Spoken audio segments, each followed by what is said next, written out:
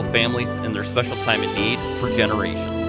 O. Simon Schmidt Funeral Home, Rapid City. Phone 343-0077 or visit osimschmidt.com.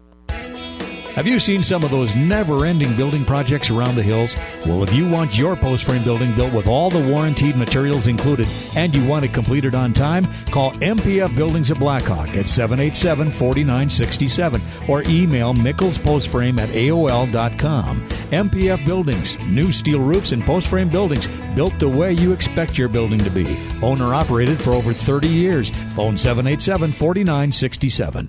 Nate Brown here for Summit Automotive Group. If you dread the stress of shopping for a vehicle, you're going to love the way Summit makes it easy for you. At Summit Automotive, Stacy and Matt and their staff understand buying a vehicle is a big investment, so they listen to your needs first to help you find the vehicle and financing just right for you. And Summit Automotive offers a no-deductible warranty as well. Experience the friendly, stress-free shopping for yourself at Summit Automotive Group, Highway 44, just east of Campbell Street in Rapid City. Online at SummitAutomotiveGRP.com. And 200, 2 and a quarter, 2 to the bid, 1 bomb, 50, want to get 250 here, now 75, 275 now, 3. Hi, folks. Kevin McPherson Auction Company. We can turn your property to cash. We can sell your personal property and your real estate at auction. A family business for 64 years and counting. We've sold several millions of dollars in property over the years. We're happy to consult with you on your auction plans. Let our selling experience work for you. Call McPherson Auction, 605-348-1369. Visit us on our web at McPhersonAuction.com. KIMM Rapid City and K294BT Rapid City. This is the Black Hills Sports Station, 106.7 FM and 1150 AM. Fox Sports Rapid City. Fox Sports! And here's what you need to know. Tomorrow night, there's a big showdown in the NBA between the Nets and the Lakers, but there will be no Kevin Durant for Brooklyn. He's already been ruled out of the game. Point guard Kyrie Irving listed as probable to return for Brooklyn after missing last night's game because of lower back tightness. 5 NBA players tested positive for coronavirus out of 454 tested players over the last week. Previously, just 1 player tested positive over a 3-week span. Steelers GM Kevin Colbert wouldn't commit to Ben Roethlisberger coming back in 2021. Hopefully there's a way that we can try to figure out and do what's best for the organization and do what's best for Ben. And hopefully he'll be able to see that and feel the same way we do. But there's a lot of work that needs to be done. College football note to pass along. The season opening game between Nebraska and Illinois, scheduled for Dublin, Ireland in late August, will be moved to Champaign, Illinois. I'm Dan.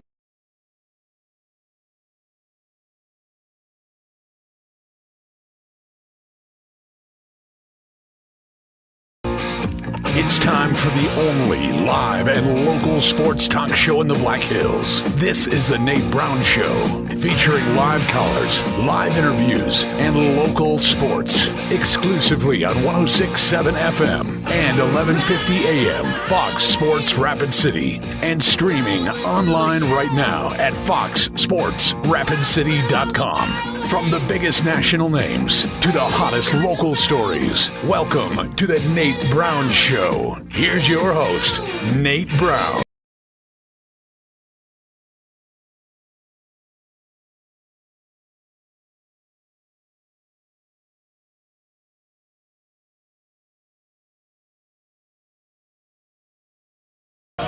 Well, good Wednesday afternoon. Here we go. 2 hours thought-provoking sports talk, a conversation that I enjoy having with you over the next 2 hours. Quality content. It's always a great day in the Black Hills. We know that. And a little warmer now. It's going to even get warmer, right? We're going to wear shorts yet. I didn't wear shorts yet. We're getting close. The Nate Brown Show, we're back on a Wednesday, downtown Rapid City, here on Fox Sports Rapid City. Rapid City Sports Talk Show brought to you in part by the Rehab Doctors for pain relief without surgery. That's the team you want to see, whether it's could be a serious injury, but make sure you get evaluated from the pain relief doctors, the Rehab Doctors. Take your first step to feeling better, therehabdoctors.com for pain relief without surgery. Remember, you have a choice. No referral necessary.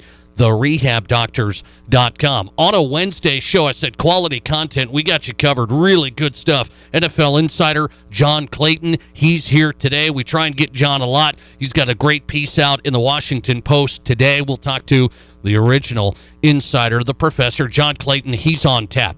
News out of Denver today with the Broncos in a couple of ways. Von Miller And yes, a little bit more Deshaun Watson stuff. Just a little bit. There's not a bunch of momentum, but any momentum, we're going to grab it. We're going to grab it and discuss it. Ryan O'Halloran's on the story, Denver Post Broncos beat writer. He's on the way. Hey, today's the day, February 17th. You know what's happening today, don't you? Pitchers and Catchers Report. Pitchers and Catchers Report. This is one of the only shows where we talk baseball. I'm not going to talk baseball from here till October. We will. This is one of the only shows we talk baseball. Bob Nightingale, Major League Baseball writer, with his official preview of the season. I want to get his breakdown. We have these projections that are out there. I want to see where Bob goes today. Bob Nightingale, USA Today, Major League Baseball writer, and I'm really excited about the guest here. He's been in college coaching and high school coaching for 27 years. Now he has a company where he actually consults coaches and staffs, schemes. His name is Keith Grabowski, one of the great coaches in the country. I want to get into this story with him on the college football season that's coming, the transfer situation, as well as freshmen coming in. He is the host of the Coach and Coordinator podcast. If you're a high school football coach or know of a high school football coach, you want to hear Keith Grabowski. Keith Grabowski also on the way. And Chris Stabner also coming up. Rapid City Stevens head boys basketball coach Chris Stabner as we get started on a Wednesday. 720-1067 is the Barron's Wilson text line. 720-1067 is the Boss Pizza and Chicken Sports Line live. And I want to start today's show with our question of the day. It's something that I do every day. I research for this show. I look at the top stories, and you know what I see every day? I'm not kidding. You know what I see every single day as I come get ready for the show? This kid is transferring. This kid is posting it on Twitter. This kid is opening up his recruitment. This kid isn't happy with this. And I see it every single day. My question is a big picture question, middle of the week. Is a strong social media profile critical for young athletes today? Now, I just put it in a negative context, okay? I didn't mean to go down that road. I've got some information I'm going to share with you. But I'm asking you. Let's take a call as we get started. Thanks for getting in. You're live, and you go ahead. Hey, Nate. How you doing today? Hey, what's up? I say keep your butt off social media if you're on the team. You do. So you don't think kids should be on there. Now, you got to realize, Steve, they're going to be on there. They're going to be on there, but you don't think they should be. So what do you do? What do you do? Nate, I'm 66. Let me tell you something. I get on Facebook just to be a smart aleck. I don't post nothing personal. I've noticed that. Okay, anyway. Yeah, but I don't. And the reason being, because if I say something that somebody doesn't like, my boss is going to get a phone call. Yep. Now, if that athlete says something that somebody doesn't like, or he was at a party, or Billy loves Susie, or Susie's seeing Jimmy, and Jimmy, you know. It just goes every which way. You're right on that. I'm telling you. How do we control this? I want to say, I think it's out of control. I think it's out of control. Oh, it is. I think they should have to sign a contract. I think, but you know how I am. I think if you committed to that school and you're there the first day, you're there till the end of the year. Well, yeah, you go really. You don't like the transfer situation. It's interesting. I do believe social media has fed the transfer situation even more. People may disagree with that. I believe our social media, look at me, has fed, now I'm not happy here. I think so. I think that. I see it with the Cornhuskers. I got a lot of friends that played ball there. And I tell you, they just laugh at these kids. I mean, you look at Chris Dishman. He's been on your show, I believe. Yep. He'll tell you, if we would have had social media in that day, I would have never touched it. Yeah. Because, well, them boys went down on Old Street or Ann Street and had a few, and, they don't want that on social media. I'll tell you, it's a wild world. I don't know how we get a control on it, because athletes will say, I need to be on there, too. Now, there is some part of that. Do you buy that? No, you know what I did with my daughter, my one daughter, Caitlin? I sent videos from 7th grade because she was playing varsity sports. I sent videos to college. That was the only thing I did. I didn't get on social media to tell all my friends and the world, hey, my kid won state tennis. Hey, my kid started on varsity. Hey, you just don't do that, Nate. All right, man. I know where you're at. Appreciate it. Thanks for one thing, if you ain't doing nothing Saturday, we have the Regions Wrestling Tournament at Stevens. Yes. Let me know. Yes. Let me know, and I'll get you in, and you can watch some wrestling. Not all day if you don't want, but probably about 1 o'clock is if you want to come, you'll see the semis and finals. All right, man. I appreciate that. Thanks for You getting bet. in. Good luck to you. 720-1067 is the number as we start on a Wednesday. Jam-packed show, some great guests on the way, but it is something I wanted to reference today. Here is a number that should surprise you today. This number should surprise you. 72% of the college football players that are in the transfer portal, this is the portal. I get to put my name in, and I'm going to transfer. 72% of the players in the transfer portal do not have a place to play as of right now. As of right now. So follow along big picture with me. That's 72%. By the way, 28% have a school to attend on scholarship. So we're talking, there's some walk-ons in this scenario as well. 28% have a school to attend on scholarship that are in the portal. Okay? Just 28%.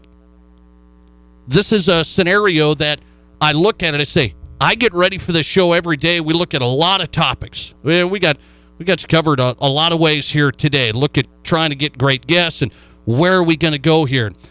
I am filled all day, every day. It's an everyday thing of this person not going here, this person announcing I'm going there, this person saying this, and it's all on the social media situation. And so I want to know if parents today, as you listen to this program, as you think this through, what is the answer to the social media world in the sports side of things? Where is the right answer found in the social media advantages and disadvantages? So I lay it out as a big question today, in the question of the day is a strong social media profile critical for young athletes today? When I say young athletes, I'm talking, I guess, as you get into high school for the most part, right? There's even younger kids that are pretty active, okay, let me tell you. But as you get into that late middle school, high school aspect, and then you start figuring out, okay, maybe I am an athlete that's going to get recruited, and then there's a lot of benefits to having a social media profile. I can put the videos here. I can sell my brand. There are big productions now. You see it every year with signing day. Oh, I'm going to sign here, and I'm going to have a big thing. I'm going to have a video produced and all of this stuff, and it's about building your brand. As a matter of fact, we're now seeing it in sports. Where are we seeing it? Colleges, Nebraska themselves, the Huskers are saying, we're going to help our athletes with their social media brand. And this leads us into the conversation of how can you make money off of your brand? So then the athletes that are listening to this program right now, we don't get a lot of young folks, but come with me. I'm not that old. I was called a grandpa yesterday, but I'm not that old. The athletes would tell me we need to take advantage of this landscape. This is our world. The world has changed so much. This is our world. We need to deal with it. But interesting answers coming in on the question of the day right now. Give me yours, 720-1067, as we start the Nate Brown Show, South Dakota Sports Talk Show. Is a strong social media profile critical for young athletes today? I've laid it out. There are major benefits to social media use as you look at your personal brand. I'm a big believer in brand, but I'm a big believer that social media can be an absolute nightmare. An absolute nightmare. Here's some answers. 78% of the people right now responding in the first 12 minutes of the show say it's a distraction and a problem for athletes, not it's good for young athletes. 78% of you say it's a distraction and a problem. I'm with you there. I'm trying to not be the old grandpa and say we can't have it. Let's take a call. Thanks for getting in. You're live, and you go ahead.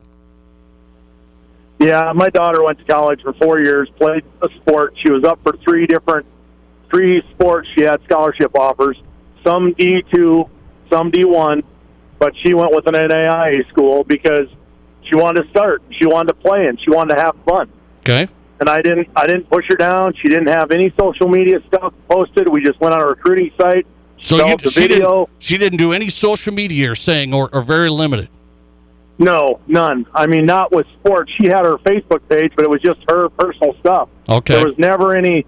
We sent out a video on the disc to schools she was interested in, and she got responses from them, went and visited, and got recruited in that way, and she played 4 years. Are we talking recent? I mean, you don't have to get specifics, but recent. Okay.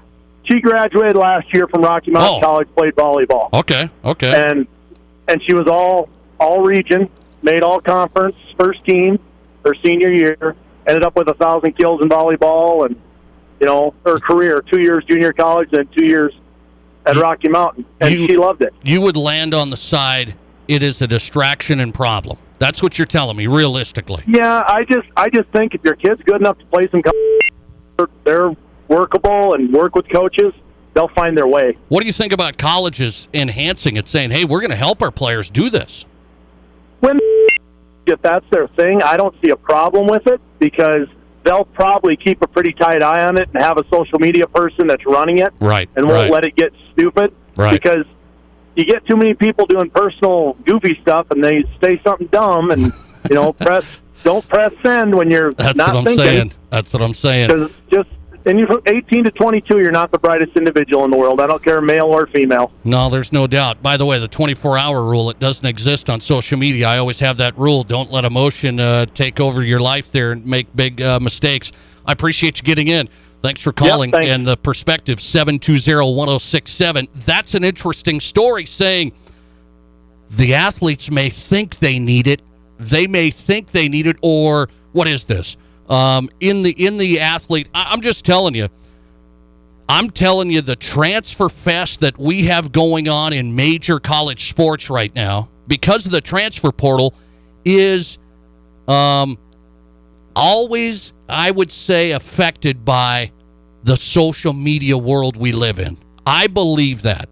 That we have more of, not only because of the transfer portal, but we have, hey, what about this? The connections. Man, when I played high school, I didn't connect with any of the opposing players. I couldn't Snapchat with them. I couldn't text them. I couldn't do any of this. See, now I sound like an old grandpa, but that's the case. I was rivals with guys in high school. I wasn't buddies with them. Now, our kids are interconnected. Hey, why don't you come play here? Why don't you come play there? I know a guy here. I believe it feeds into that. Thanks for calling today. You're live, and you go ahead.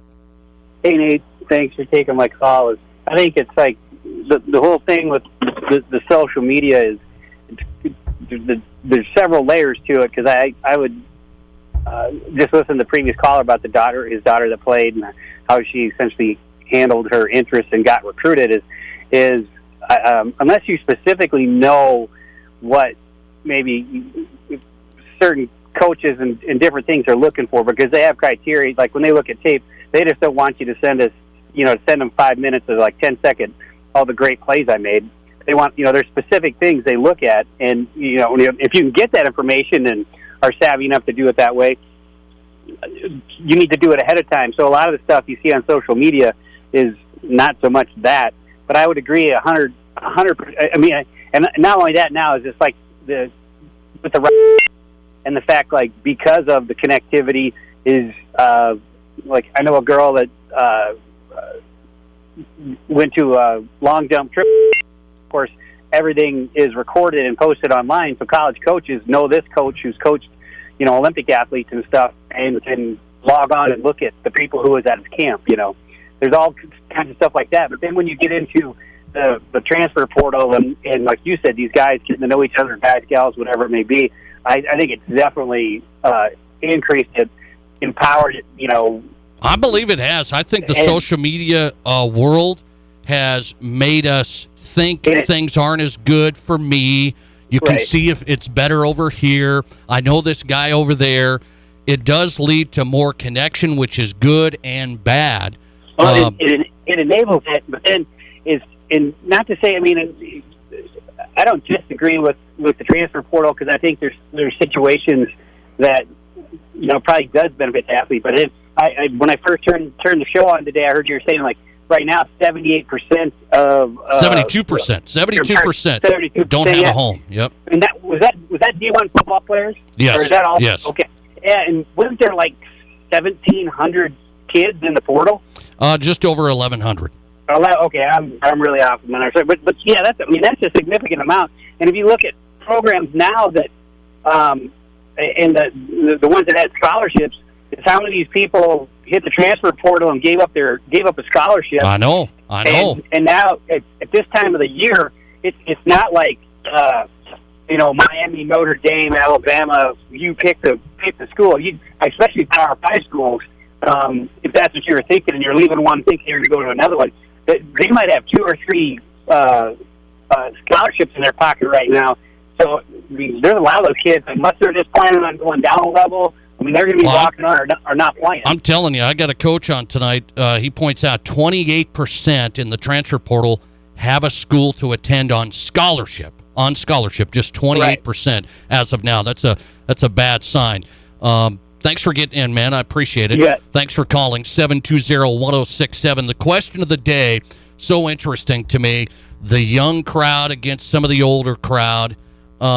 Is a strong social media profile critical for young athletes today? Let me just say, I see it every day. I connect with coaches a lot doing this show as well, college coaches. They're also on there. They tell me they have to be on there because that's how you communicate with a lot of these young athletes today. You can communicate. You can see some stuff. They send it instantaneous. Here's this. Here's that. That's why I asked today. I haven't answered it totally. I think kind of the way I lean there. I think a lot of damage can be done with your social media. I've seen it. I've seen it not only with athletes, with professionals, with adults. It's a bad thing if you don't have the composure to keep it dialed in. Okay? It's a bad thing. Now, younger folks are going to say, hey, this is the world. Grandpa, step aside. Thanks, Boomer. Step aside. That's what they're going to say. There is some legitimacy to them saying that. Thanks for calling. You're live, and you go ahead. Hey, Nate. How you doing, man? Hey, what's up, brother? Hey, as far as the social media presence and stuff like that goes, I think just epistemologically, on just a value system and where we live, as human, maybe even existentially, if you want to get a little bit further into that kind of philosophy. It's a hard question to say, because I think people are starting to grasp on whether you're a high school athlete or a 70-year-old grandma who's got no time but, Facebook time. We're finding our void being filled by social media, and yeah, I think I believe that. I believe that. A poor place to live as far as human beings go. I think if you're don't live in Twitter world. Hey, to, don't live in Twitter world. Don't live in Facebook world. I've been saying that. You can't. Yeah, absolutely. And you think any of your friends on Facebook are going to come out and help you move? Because I guarantee you they won't. Those aren't your friends. They're just maybe one of your posts or whatever. But as far as some of these athletes go, I think it's part of the media. Important? You think it's important for them, the athletes? For this day and age, I do, because when I was coming up and going through D1, it was all about getting your tape out, and there's no such real thing as tape. But if you put together a hype video and you got that thing up on your Facebook account, or you've got your own website or something, I think that really does draw attention to you, and it also shows that there's a fashion of carrying and a certain amount of effort put into it, because when I was coming up, it was the scouts and stuff that made my videos, but it seems like now it's a lot of this is these kids putting their own videos together and stuff, and they're using their own right now. technological gratitude. You can get exposure right now. right? I'm here in Rapid City, South Dakota, and I can get exposure right now. That's why I think this question is hard. I got to roll, man. I appreciate you getting in. Thanks for calling. Yeah, absolutely. Good to hear. Real quick, one last thing. I think the other thing is that we've given athletes branding in this generation. Yeah.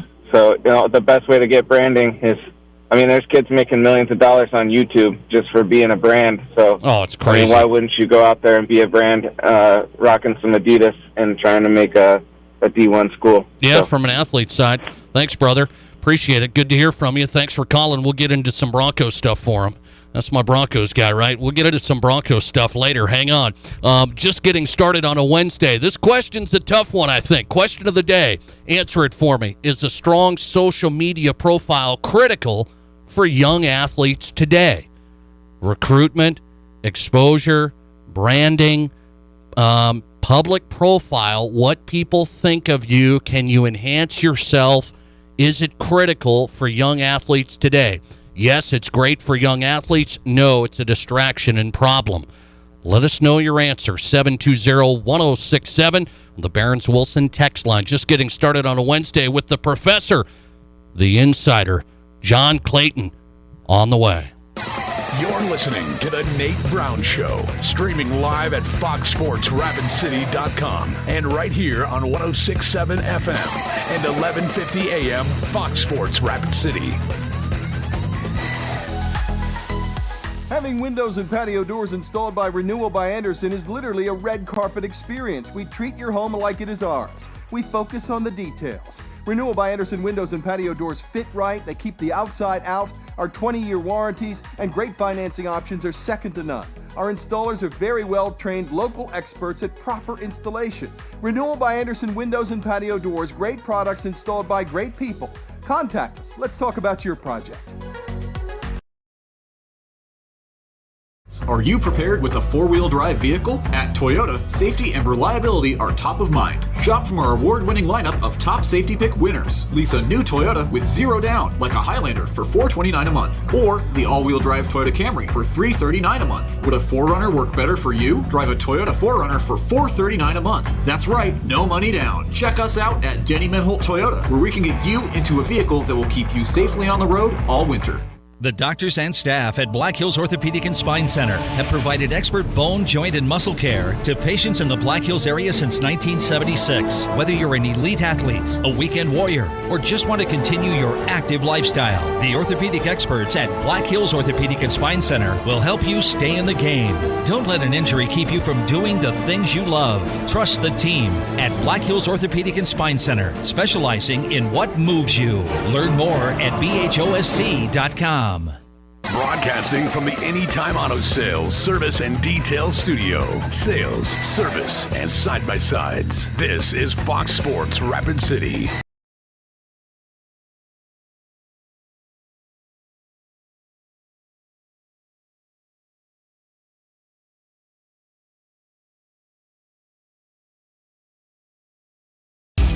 We're off and running on a Wednesday. Good stuff. Thanks for being here. The Nate Brown Show, live South Dakota Sports Talk Show.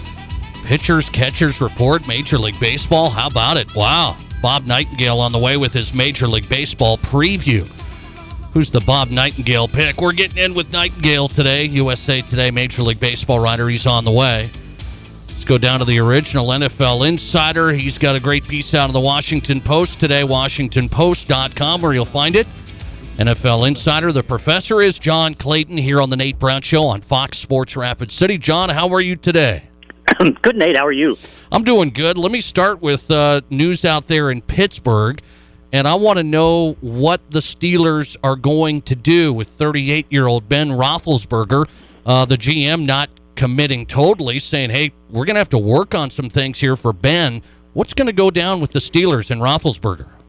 Well, it's a good question, and I don't think they have the answer yet because they've not talked contract with him, and certainly, with them being over the cap and his cap number being, 42.2, that's just not simply going to work. So they've got to find a way to make this work, and the question is going to be, is he going to be willing to take a pay cut? I mean, you saw last year that Tom Brady went to Tampa Bay, took a pay cut, got $25 million.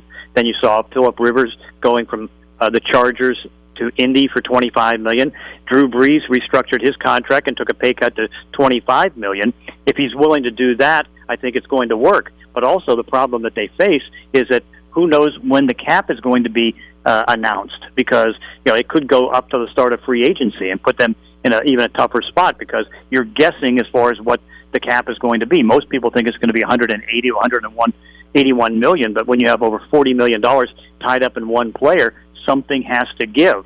And so, and they also have to see, where this team's going to be, because they've got Villanueva, the left tackle, whose contract is up. Bud Dupree's contract is up, and two cornerbacks, including Mike Hilton, their contracts are up. So they have a lot of issues right now they have to sort out. But the big thing is, how much is Ben willing to give and try to make it work? He wants to stay in Pittsburgh. I think he probably understands if he's out in free agency, he's probably only going to get $25 million. So we'll see, but no answers right now. Yeah. Speaking of quarterbacks, I want a couple more for you, and then we'll get your draft piece in the Washington Post. I look at the Bears. I look at the Colts. Both teams look like they have an interest in Wentz. What do you think's going to go down with those two clubs and Carson Wentz? Well, you can see it's a little bit of a standoff right now, because the Colts have made an offer of, according to Ron Jaworski, 2 second-round picks, and that's not good enough for the Eagles. And so what they're trying to do is get the Bears to move up their offer and maybe throw in a first-round pick and something else. But the problem that now the Bears face is they're starting to hear word that Wentz doesn't really want to go to Chicago. He'd rather go to Indianapolis. So that's what's got everything stalled. So at this stage, the Eagles might have to take less than $1 as far as what they're going to have to do as far as getting him over to one of those two teams. And right now, Indy probably has the best structure right now, because again, they seem to have the bargaining power. Why do you think Sam Darnold's kind of out there right now? The Colts maybe have an interest in him too, John. What's going on with Darnold and the Jets?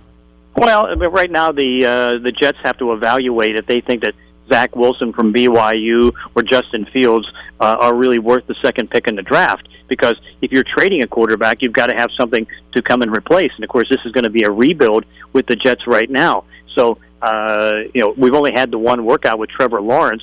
So at this stage, it's going to be a waiting game. You know that San Francisco is going to be interested. You know that Washington's going to be interested in Darnold. Carolina's going to be interested in Darnold. And so, I think this is not as advanced as it is for Philadelphia with Wentz. But at some point, once they start figuring out if they're happy enough with the number 2 pick being a quarterback, then that's when things will start to move. It's interesting. If Wentz ends up with the Bears, John, the Bears are saying Wentz is that much better than Mitchell Trubisky. Yeah, that's true. I mean, it shows you they made the mistake that Mitch Trubisky just wasn't that good. Wentz could be better. I mean, the one thing that gets them more interested is John DeFilippi, who used to be on the Eagles staff and worked with Wentz, just like you can see Frank Wright, the head coach. He's worked with Frank and Wentz, and so that's why I think you can see both are interested. But right now, Wentz seems to be more interested in playing in Indianapolis than he does the Chicago Bears. Yeah, John Clayton on tonight, NFL Insider, WashingtonPost.com, where his piece is about this draft. How difficult is this draft? You talk about coaches, scouts, GMs. It's going to be kind of a difficult draft evaluating here. Why do you think that? For the last year, because certainly like last year, you're not allowed to fly to workouts for the most part, and so that's a problem. Second, now you're not going to have any visits with the players. That makes it tough. Then you also look at the fact that there's no combine. So what happens now is that you have to have the colleges in their workout days do all the stuff, and so you're not going to see all the stuff you normally have. That's going to be all over the place. And then the other problem is going to be players who had opted out, and now they haven't played since 2019. You don't really know where they are, and at some point they'll get the physicals, but that's going to be a very difficult thing to do. So this is going to be the toughest draft probably in NFL history, and I think it's going to be prone to potentially a lot of mistakes. Do you think teams are just wondering after Trevor Lawrence, teams that need a QB, is it a hard evaluation of Justin Fields, Zach Wilson, Trey Lance thrown in there? Is it tough? Very tough. because again, it's like there's so many things you don't know, and you're not going to be able to see. I mean, you'd love to be able to spend the 30 minutes at the combine talking to them, seeing how they fit in. Now, certainly you could have the Zoom call, but it's just not the same. And you can watch the tape and all that stuff. But again, the hard conversion, and also the fact that the players aren't going to be training like they normally do, to get ready for the combine and get ready for the if it's going to be OTAs or minicamp or things like that. So there's a lot of unknowns, and even the medicals are going to be a little bit unknown about that because normally you have the same doctor's eyes that are looking at all these players in Indianapolis. Now you've got guys all over the place, and you don't know how good these medical evaluations are going to be because they're not going to be equal to what you get in Indianapolis or one place. John Clayton on tonight. Are you still holding firm that the Texans you think are going to hang on to Deshaun Watson? There's still some buzz going around. Yeah, I still hold on to it because again, it's like getting rid of Watson, one of the top 6 quarterbacks in the league. It's going to take you probably a decade to find somebody as good as him. And right now, as disorganized as it is with the Houston Texans and all that, can you really even trust them to make the right trade to get the right value to fix things up? Yeah. Last one. Speaking of the Texans, J.J. Watt. He just tweeted, "Free agency's wild." Where are some landing spots for him, John? Well, I think the main one is Tennessee because Mike Vrabel coached him as a defensive coordinator in Houston. And remember, they put $22.5 million into Jadeveon Clowney and Vic Beasley and didn't get a single sack. They were one of the worst sack teams in football.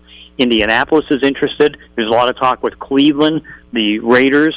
But the problem with that is that does J.J. want to be a 3-4 defensive end, which you would be in Tennessee? The last 3 teams I mentioned, they're 4-3 teams, and he has to be a defensive tackle. Now, again, he's good enough to play just about any position, but there's plenty of teams. I know there's a dozen teams right now that are talking to him, which is why he says free agency is wild. Yeah, dozen teams on J.J. Watt. Stay tuned. John Clayton says Deshaun Watson's going to stay at Houston is what he's saying. WashingtonPost.com, NFL Insider on today. John, always great. Thanks a lot. Okay, Nate, thanks. Appreciate it. John Clayton, NFL Insider, the professor on Fox Sports Rapid City. Quality. He says a dozen teams interested in J.J. Watt, and he's going to hold firm that Deshaun Watson's going to stay in Houston because Houston just can't afford to make that mistake and get rid of him. The deal is, who's going to draw the line in the sand? Who's going to draw the line in the sand? Is Houston, the organization, just going to say, end of story, we aren't trading him? End of story. Because you haven't heard that emphatic statement. And that's why a report comes out today that the Denver Broncos are just waiting to see if the Texans will take some offers. The Broncos' plan is, what's the Broncos' plan? Do you know? I think we found out today. It's either we're going to go after Deshaun Watson if we can, or we're going to settle in with Drew Lock for another year. Boy, what a letdown that would be. Just, Deshaun Watson is staying. But that's the plan. I mean, these are the reports today that if they can make an offer, meaning the Texans take some, the Broncos are ready to be really aggressive. So they're kind of out of the sweepstakes of all these other guys. It really sounds that way, that they're telling you Drew Lock is probably as good as a Carson Wentz or maybe a Sam Darnold, some of these guys mid-tier, right? That's what they're telling us. What is Ryan O'Halloran telling us next? Broncos writer, Denver Post, he's ready to go live from Denver. Ryan O'Halloran with the latest on this. Are the Broncos really going to go after Deshaun if they can? Or is the second option just staying with Drew Lock? That's what it seems like today. They're not getting in the mix for anyone else. Ryan O'Halloran on the way. This is the Nate Brown Show. At Terrell Tires in the Speed Center, we let our customers do the talking. Very well-maintained tire and speed shop, over-the-top service, and very reasonably priced. Need I say more? Scott and crew at Terrell Tires have always gone over and beyond for us. Great prices for great tires. Also, anytime we've needed odd-sized tires for ranch equipment, Scott gets us what we need. great customer service. Spent plenty of time answering all of our questions, and the truck looks awesome with the new rims. Terrell Tires and the Speed Center, 105 North Campbell Street, Rapid City. Rapid City Paintless Dent Repair is your local hail damage repair specialist with over 20 years of experience restoring cars to their pre-hail condition. Don't lose 30% of your resale value by having a body shop repaint it. Rapid City Paintless Dent Repair offers better resale value, has quick turnaround, and includes a lifetime guarantee on their work. The guys at Rapid City Paintless Dent Repair are trusted locals with an A+ rating from the Better Business Bureau, offering free estimates and are conveniently located downtown. Remember them when it hails. Your life? This is State Farm Agent Matt McCormick. Let me help you simplify and get to a better state. With me handling your auto, home, and life insurance, you'll have more time to handle everything else. Even more money, too. Because adding State Farm policies can earn discounts that could add up to 40%. Call me, State Farm Agent Matt McCormick, and get to a better state with State Farm. 348-0464.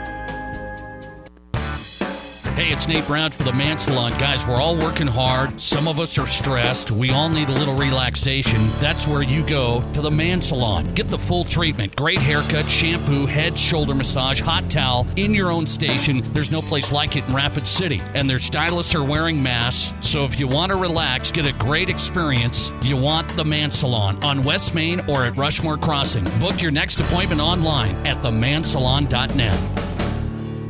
Broadcasting from the Anytime Auto Sales, Service, and Detail Studio. Sales, service, and side-by-sides. This is Fox Sports Rapid City.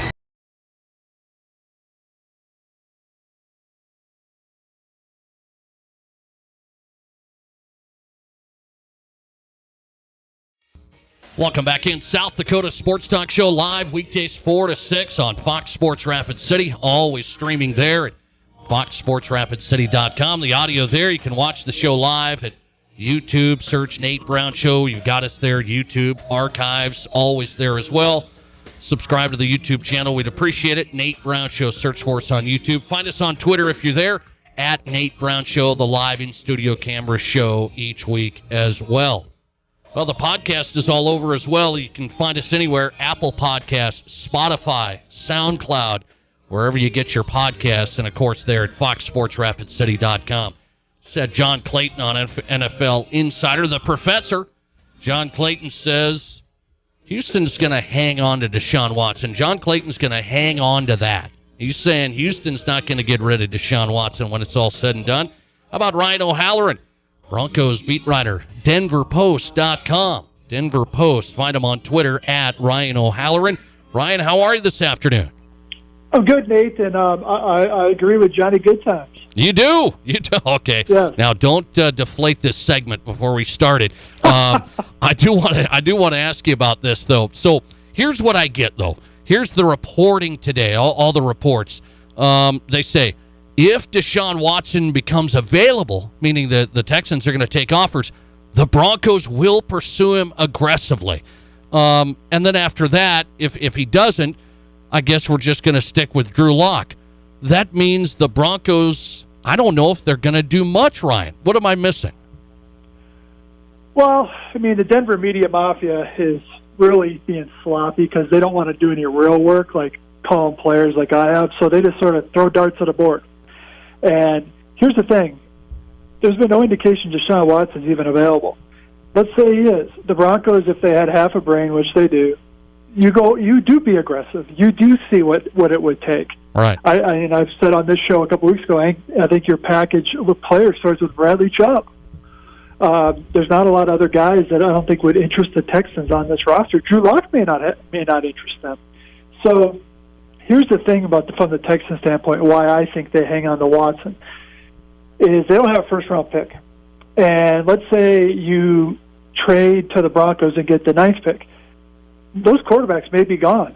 And now what are you going to do a quarterback? So I think from the start, I think the Texans' best course was, A, do not let the player dictate your business.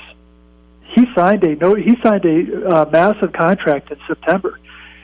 He's going to report to camp, and then, midway through the season, before the deadline, see if you can, tighten the screws on a team that's not doing well or lost their quarterback or is ready to move on, and make the deal then. I'm a stubborn person. I do things out of spite. I would be that would be my approach with the Texans. We are not going to give you the pleasure of dictating where you're going to go. Okay, so Houston. You're saying they have to draw the line in the sand. I just had Sean Salisbury on from Houston yesterday. He said, somebody's got to draw this line. He doesn't know who's going to draw it. You think Houston will? Well, and that the player has already, Deshaun Watson has already drawn his line in terms of going public with his request, which I don't think he's really handled that well, because he's the one that signed that contract with a no-trade clause.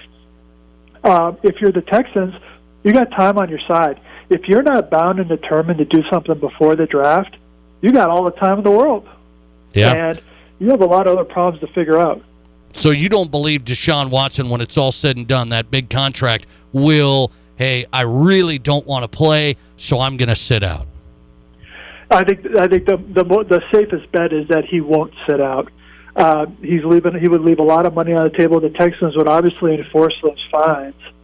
So if I'm Watson, what I do is, let's say a month from now the Texans say, we're not trading you yet. We're not going to do it before the draft. If I'm Watson, I try and be the perfect leader, the perfect quarterback, and the perfect soldier in terms of I report, maybe not to the off-season program, but when camp starts, I show up, I play well, and then your value may even go up. Yeah. And then the Texans can do something.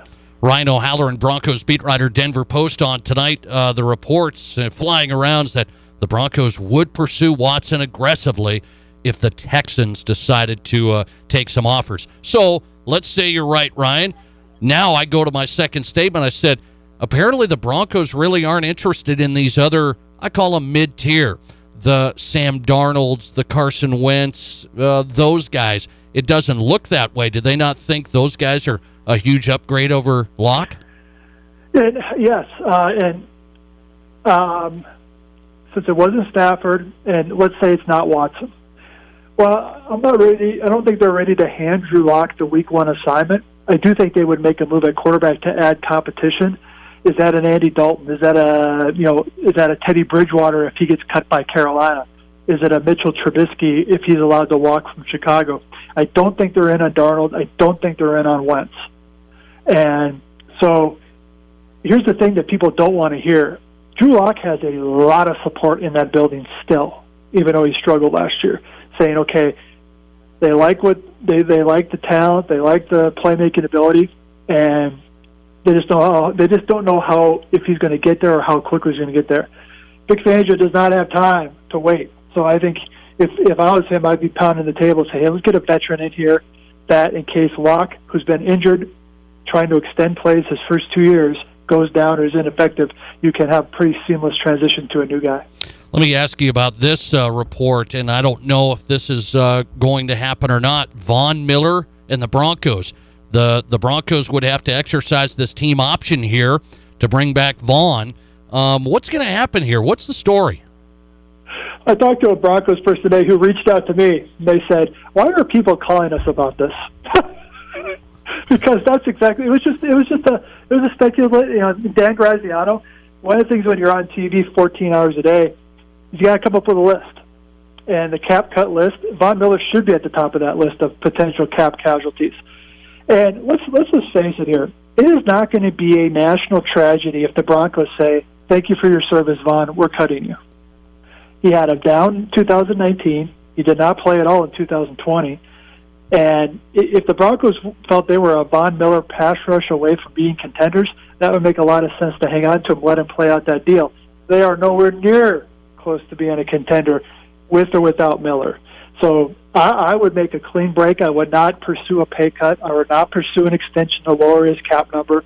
I would say, hey, this team needs to allocate this money in better places than to an edge rusher that you don't know what he has left. Okay, so you think a departure's coming? Do you? That would be my prediction because of George Payton being the new GM. I think he's going to watch the tape from 2019. He's going to see a player that just was not elite anymore, and certainly not worth $22 million on this year's salary cap. Okay, if you're Payton, do you make a soft landing and offer Miller a pay cut? Say, hey, you're not going to count 18 on your salary, but will you do 10? I would put the ball in Miller's court then, if you think he's still a good player for half that money. Miller may say, I'm going to go try latch on with a contender, get a multi-year deal. What do we think about Von Miller, Ryan, right now? Meaning his game was speed. The speed isn't what it was. That was his game. What is Von Miller? Well, that's the key thing is, when the injury he sustained, which was the ankle, that's where your speed comes from. That's where your balance comes from, when he can get underneath that left tackle. So where he's at physically, no clue. Because he never even practiced this past year, nor should he have. So if I'm the Broncos, that's the trepidation is, okay, what's this guy going to give you? Is he going to be a perfect complement to Bradley Chubb, or do they need to go and sign an edge rusher or draft one in the second round after they draft a corner that can give more production? Malik Reed is not the answer there. Yes, he had 8 sacks, but he is a situational guy. He's not an every down guy. Ryan O'Halloran, Broncos beat writer, his work, denverpost.com, on Twitter at Ryan O'Halloran. The Broncos are where they're at today. It's where they were yesterday, essentially, waiting to find out what's going to happen. Are we going to find out there's going to be a move on QB before the draft, do you think? Yes, I do. I would be very surprised if before the draft, because really, if you draft one, it doesn't really help you right now. And so, if not a trade, I do think they'll dip into that veteran free agent market. Okay. Thanks, Ryan. I always appreciate it, man. Thanks a lot. Okay, Nate. Take care. Appreciate it. Ryan O'Halloran, Broncos beat writer, Denver Post, live from Denver here on Fox Sports Rapid City on the Nate Brown Show. So he expects a move. He expects a move before the draft on a quarterback of some sort. Ryan O'Halloran leaning, they're probably going to go get a veteran. And when he says veteran, Teddy Bridgewater, if he becomes available, they talk about Andy Dalton out there, and then you throw in like Mitch Trubisky if he heads out from Chicago. That doesn't get me excited, but it may be what it is. It may be what it is. And then you just got Drew Lock in a competition with somebody. And what that tells me is we're toast. It's that Patrick Mahomes syndrome, remember? If you don't have Patrick or somebody close, you're nothing. That's a lot of teams. Thanks for calling. You're live today, and you go ahead. So you as a fan, what would you be willing to do to get Watson? I'm selling the farm, man. I'd say 2 first-rounders, Bradley Chubb, Drew Lock, another second-rounder. I mean, that's a real package there. 2 starters, a couple of first-rounders, a second-rounder. I'm there. I think it'd be a heck of a deal. I'd take that. Yeah, I mean, Houston needs to rebuild. See, that's where they're caught in a spot. They need to rebuild, but they don't want to do it by giving away Deshaun Watson. It's a tough spot. It really is. I've got to believe the owners don't communicate, and this could be a absolutely slippery slope. If they let him go or make his own decisions when he's already signed that contract after Hopkins left, we're opening up a whole can. Oh, no doubt. No doubt. We're looking at the NBA. Everybody's like, man, he got his way out of there. Now anything can happen. I don't know how much money the owner is worth for the Texans, but I am sure I would be the most pugnacious owner, and you ain't going anywhere. Well, I think so. I think so. It's an ugly play, but you can't do it if you're Houston. You can't do it. Thanks, brother. Appreciate it. Thanks for getting in.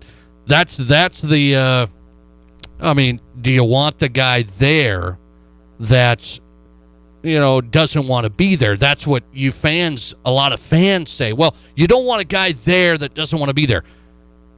I was told by Sean Salisbury yesterday, former Viking, all right, told by Sean Salisbury that he's a good teammate, he'll show up, he'll play. Well, then it's end of story. I found out a lot yesterday. he's a good teammate. He's a good leader. He's not going to be happy, but he'll play for the guys. Well, end of story. Thanks for calling. You're live, and you go ahead. Hey, Nate, man, I apologize for double dipping tonight, but, I'm Bronco Brett, and I got to be able to get some mile-high talk in this thing, What do you got? Well, it could be Deshaun. We could probably put the greatest quarterback of all time into this system, and it's still going to be a failure. And there's some major problems. First of all, the offensive line obviously needs to be. There's a few holes there that need to be. I think it's gotten better on the up and up. Yeah, they're on the up and up, but I think that needs to be fixed. But your biggest problem is going to always be Pat Shurmur. If you've got Pat Shurmur calling the plays, it's just going to, you might as well just By the way, yourself the Jets. By the way, they say Pat kind of slimmed down the offense, a report saying, because Drew was kind of couldn't handle the whole thing. Sure. Well, you know how the media is. They're going to always throw somebody else under the bus. But, Drew probably maybe was doing the whole thing, but Pat Shurmur was just calling all the wrong plays because he's looking for, he's calling like an 18-yard pass when he's got, cut down tight end down the middle seam for like 5 yards just to move the chains on first and 10.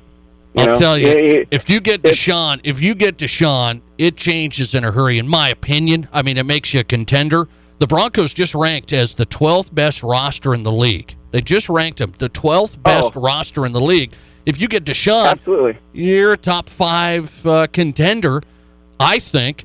But weapon-wise, of course, I mean, you've got some of the greatest wide receivers, and I think one of the greatest tight end packages to meet anybody out there.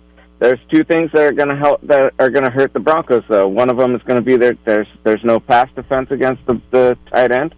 We need to have some sort of a mobile center. Yes, linebacker, middle linebacker, somebody who's going to be able to follow Travis Kelce all over the field the way they did in the Super Bowl. No doubt. Or on the other side of the ball, though, on offense, I mean, Andy Reid and Eric Bieniemy, shout out to CU. These guys are pros, and they're able to make Patrick Mahomes into what Patrick Mahomes is. And you can't have a Deshaun Watson under a Pat Shurmur and expect him to just be out there and doing things. I mean, you've already got a defensive-minded head coach, so now you have an offensive-minded. Like, who knows? Pat Shurmur is just a waste. It needs to be changed right there. It needs to be changed. The Pat Shurmur kill today. Wow. Oh, well, no, I'd say bring in a head coach that's going to be an offensive-minded head coach, because this is an offensive-minded league. Yeah, and then maybe put Fangio in at D coordinator, because he's pretty good at that, since that's all he really does. So I appreciate it, man. I appreciate it. Let's keep the Deshaun hope alive forever, man. All right, let's keep the Deshaun hope alive. It's faint. I got to keep the Deshaun Watson hope alive for the Broncos. That was the report today from ABC7 in Denver. The Broncos will pursue Watson aggressively, and then say, if the Texans decide to trade him. Thanks for the headline. Appreciate it. Von Miller, that's another story. Is that it for Von? 18 million against the cap here. That's the number of his salary. That's his salary, 18 million. Vaughn, off of an injury, his speed, I think, is diminished. I think, with age, with the injury. Okay, that might be it for Vaughn. That might be it. Keep an eye on that. Bob Nightingale's up next. It's Bobby time. It's Major League Baseball. Pitchers and catchers report today. Who are the teams? The most intriguing races. The Twins have a 65% chance to make the postseason. That's the number. Bob Nightingale with his preview. USA Today Major League Baseball writer from spring training. Next. You're listening to The Nate Brown Show. Remember to follow us on Twitter at Nate Brown Show and like us on Facebook by searching Fox Sports Rapid City.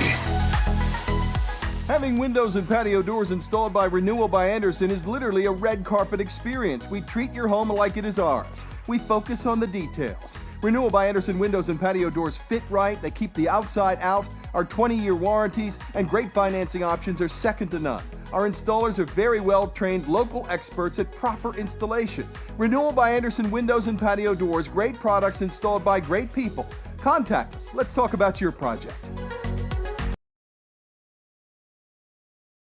Rapid City Paintless Dent Repair is your local hail damage repair specialist with over 20 years of experience restoring cars to their pre-hail condition. Don't lose 30% of your resale value by having a body shop repaint it. Rapid City Paintless Dent Repair offers better resale value, has quick turnaround, and includes a lifetime guarantee on their work. The guys at Rapid City Paintless Dent Repair are trusted locals with an A+ rating from the Better Business Bureau, offering free estimates and are conveniently located downtown. Remember them when it hails.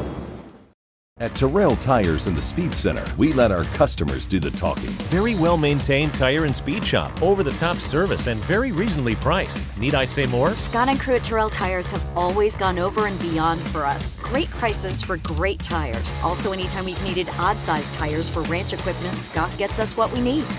Great customer service. Spent plenty of time answering. Looks awesome with the new rims. Terrell Tires in the Speed Center, 105 North Campbell Street, Rapid City. Service and Detail Studio. Sales, service, and side-by-sides. This is Fox Sports Rapid City.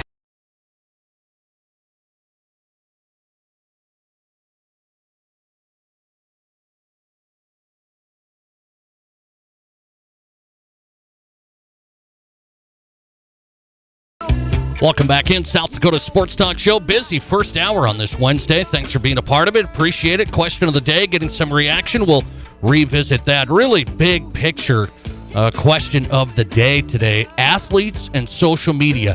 Young athletes and social media. What is the right call? Okay, we're going to get into that. A lot of parents listen to the program signing off. We'll get to that. Question of the day, young athletes and how important is social media to young athletes, their future, their brand, their recruitment, the whole thing.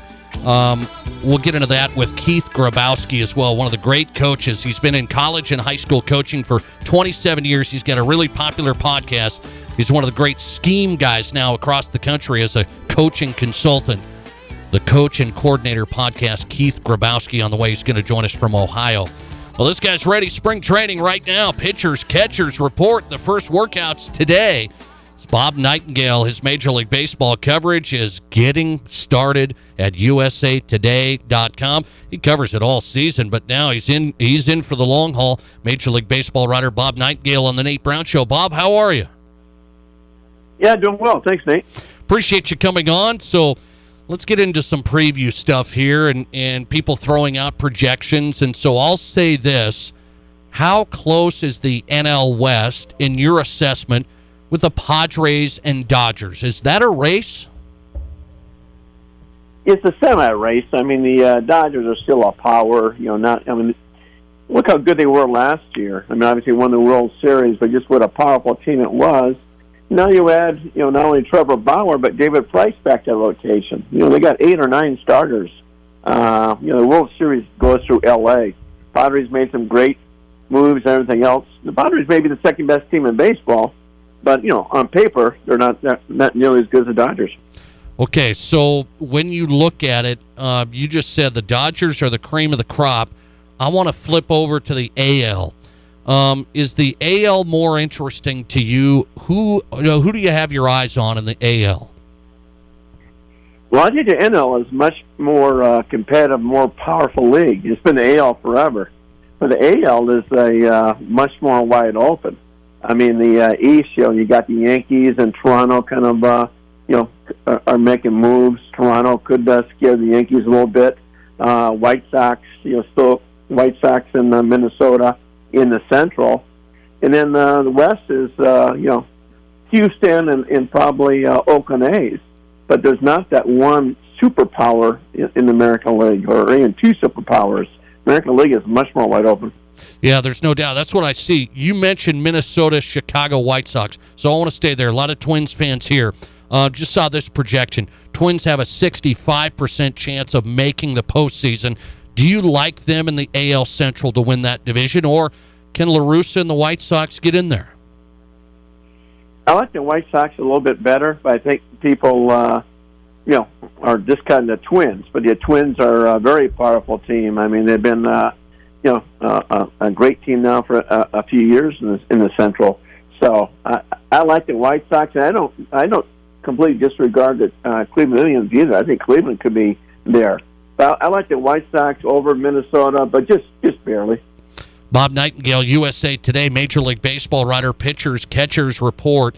Right now, Bob, it seems like everybody's playing nice, meaning owners, players union.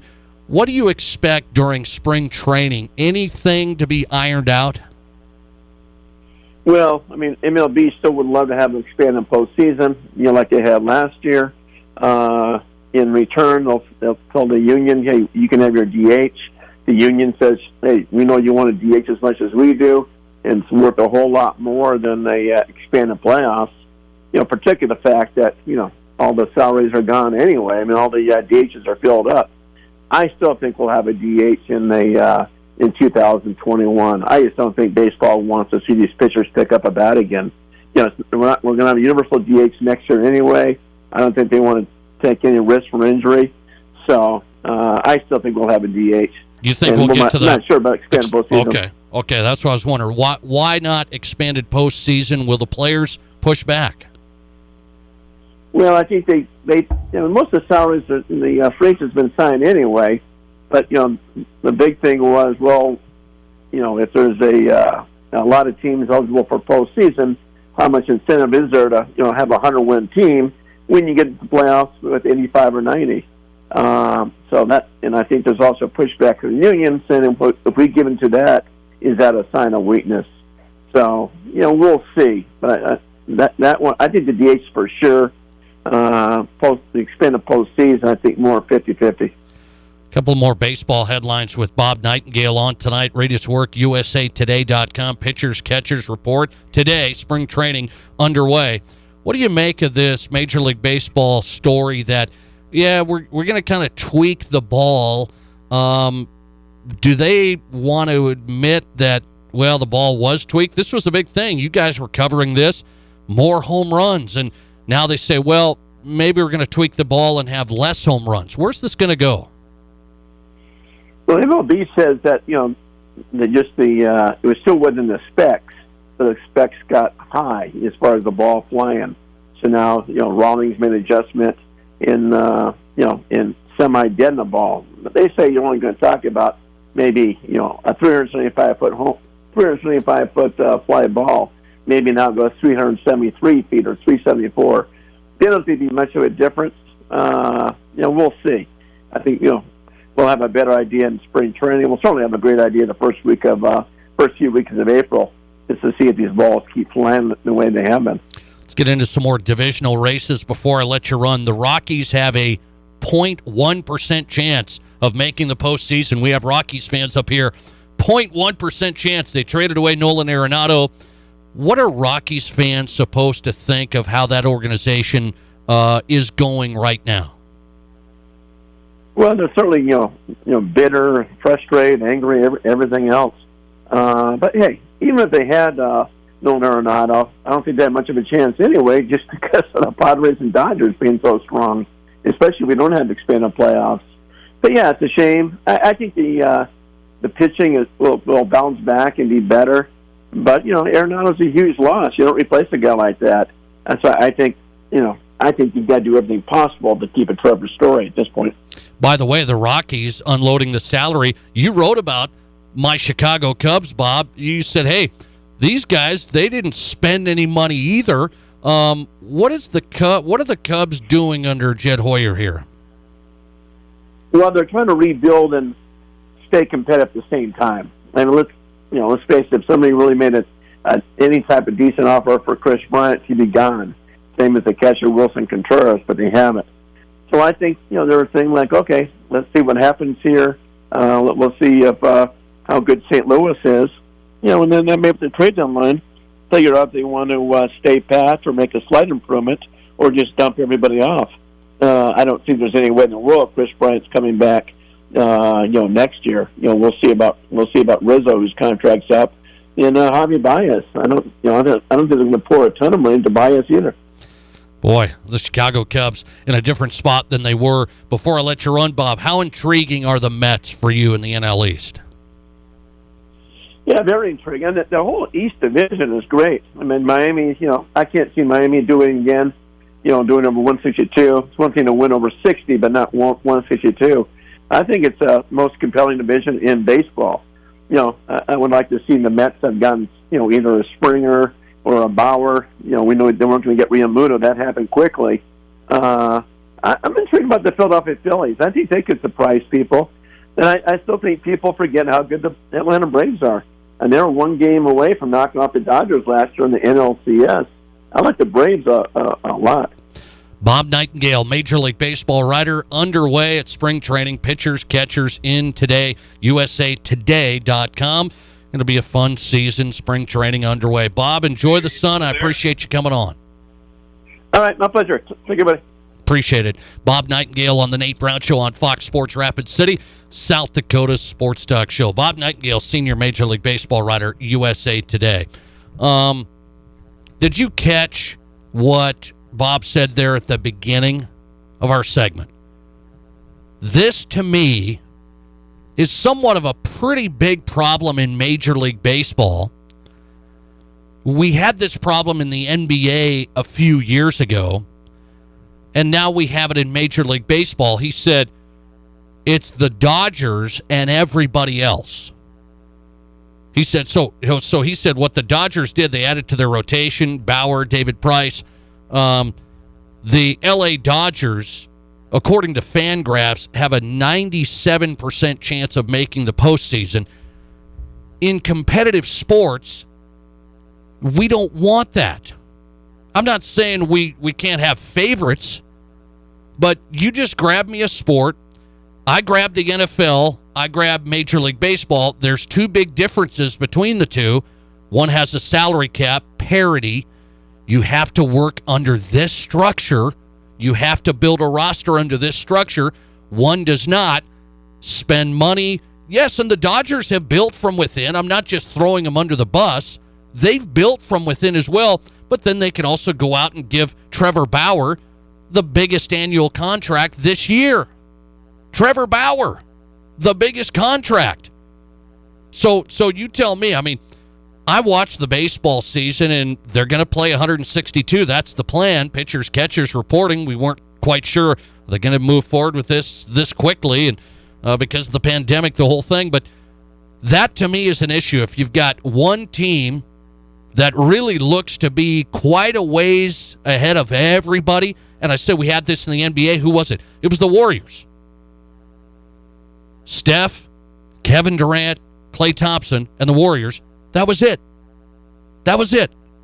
We knew there wasn't going to be much intrigue in the regular season. We were just trying to see in the postseason. And if you don't have intrigue in a baseball regular season, 162-game snot knocker, I mean, it's a long haul.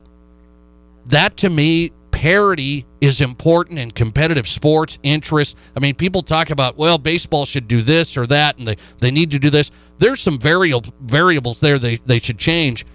The one big thing that keeps on coming back to every discussion, baseball, some teams will spend a boatload, others won't. There's this big rebuild thing going on, and you just tank, and then you try and rebuild, and then you have the Dodgers out in front of everybody. Now, I'm interested in the Twins Central race. The Minnesota Twins AL Central race. They made some moves I thought were interesting. Getting a closer, getting a shortstop. The Twins made some moves, didn't break the bank by any means. They never do. But the Twins in the AL Central will be interesting. But do you really expect to put this out there? Can the Twins beat the Dodgers? It doesn't feel like that. That, to me, is a big problem for the sport itself. No salary cap, spend a boatload. We have all the stars. We just won. Good luck beating us in a 162-game slate and a 7-game series. Good luck. Question of the day is really interesting. I want you to give me some feedback on it. I've got a lot of votes coming in. I want some feedback. This is something I've been looking at every day as I get ready for the show. I see it constantly. Young athletes on Twitter really promoting themselves, which is good. Some saying I'm transferring, some saying I'm upset about this, some saying this, okay? Signing day, the whole thing. How critical is social media for young athletes today? A positive, a negative? Which way would you go? So your son or daughter, which way are you going to go? Social media and young athletes today. Question of the day next. You're listening to the only live and local sports talk show in the Black Hills. The Nate Brown Show on Fox Sports RapidCity.com and live on 106.7 FM and 1150 AM Fox Sports Rapid City. Hi, this is Rihanna Wickett with Elevate Performance. We want you to know that not all physical therapy is the same. So when you need care, choose a team that delivers the best results. At Elevate Performance, you will receive one-on-one care with a doctor of physical therapy. We won't shuffle you in and shuffle you out. We are currently seeing new patients from youth athletes to grandparents. At Elevate Performance, we help you live life to the fullest by fusing healthcare and fitness. Come and experience personalized care and physical therapy unlike any other at Elevate Performance, your movement doctor. Online at elevateperformancesd.com. Hey, it's Nate Brown. I got to tell you about Pour 54 in downtown Rapid City. If you haven't been there yet, make plans now. You will not be disappointed. I'm telling you, Pour 54 has 3 levels, plenty of space, 54 taps of craft beer, wine, hard seltzer, and hard cider. At Pour 54, you are your own bartender. No more waiting on drinks. You just grab a glass, make your choice, pour from the tap. Oh yeah, the food, out of this world. Get your night started with their pretzel board and then order up one of the awesome Pour 54 Detroit-style pan pizzas. They're unbelievable. If it's date night, after work happy hour, or just watching the big game, Pour 54 is the best place to go. And I know you'll absolutely love it like I do. There's simply no place like it in Rapid City or this region. Pour 54 opens at 3 p.m., located downtown Rapid City at 615 Main Street. You want to experience Pour 54. KIMM Rapid City and K294BT Rapid City. This is the Black Hills Sports Station, 106.7 FM and 1150 AM. Fox Sports Rapid City. Get away from it all in the great outdoors for lasting family memories with a new or pre-owned RV from Dakota Discount RV. We make your RV experience fun and easy by providing you with a quality recreational vehicle, competitive pricing, and professional sales and service. Our large inventory of fifth-wheelers, travel trailers, toy haulers, and live-in horse trailers allows us to save our customers thousands of dollars compared to most dealers. Stop by and see us at Dakota Discount RV, 3330 East Mall Drive across from Cabela's and on JB Road, Blackhawk. Hey, Rapid City, it's Doug Gottlieb. Join me weekdays from 1 to 4 right here on 106.7 FM and 1150 AM. Fox Sports Rapid City. And now let's get you back to the Nate Brown Show, Rapid City's sports talk show.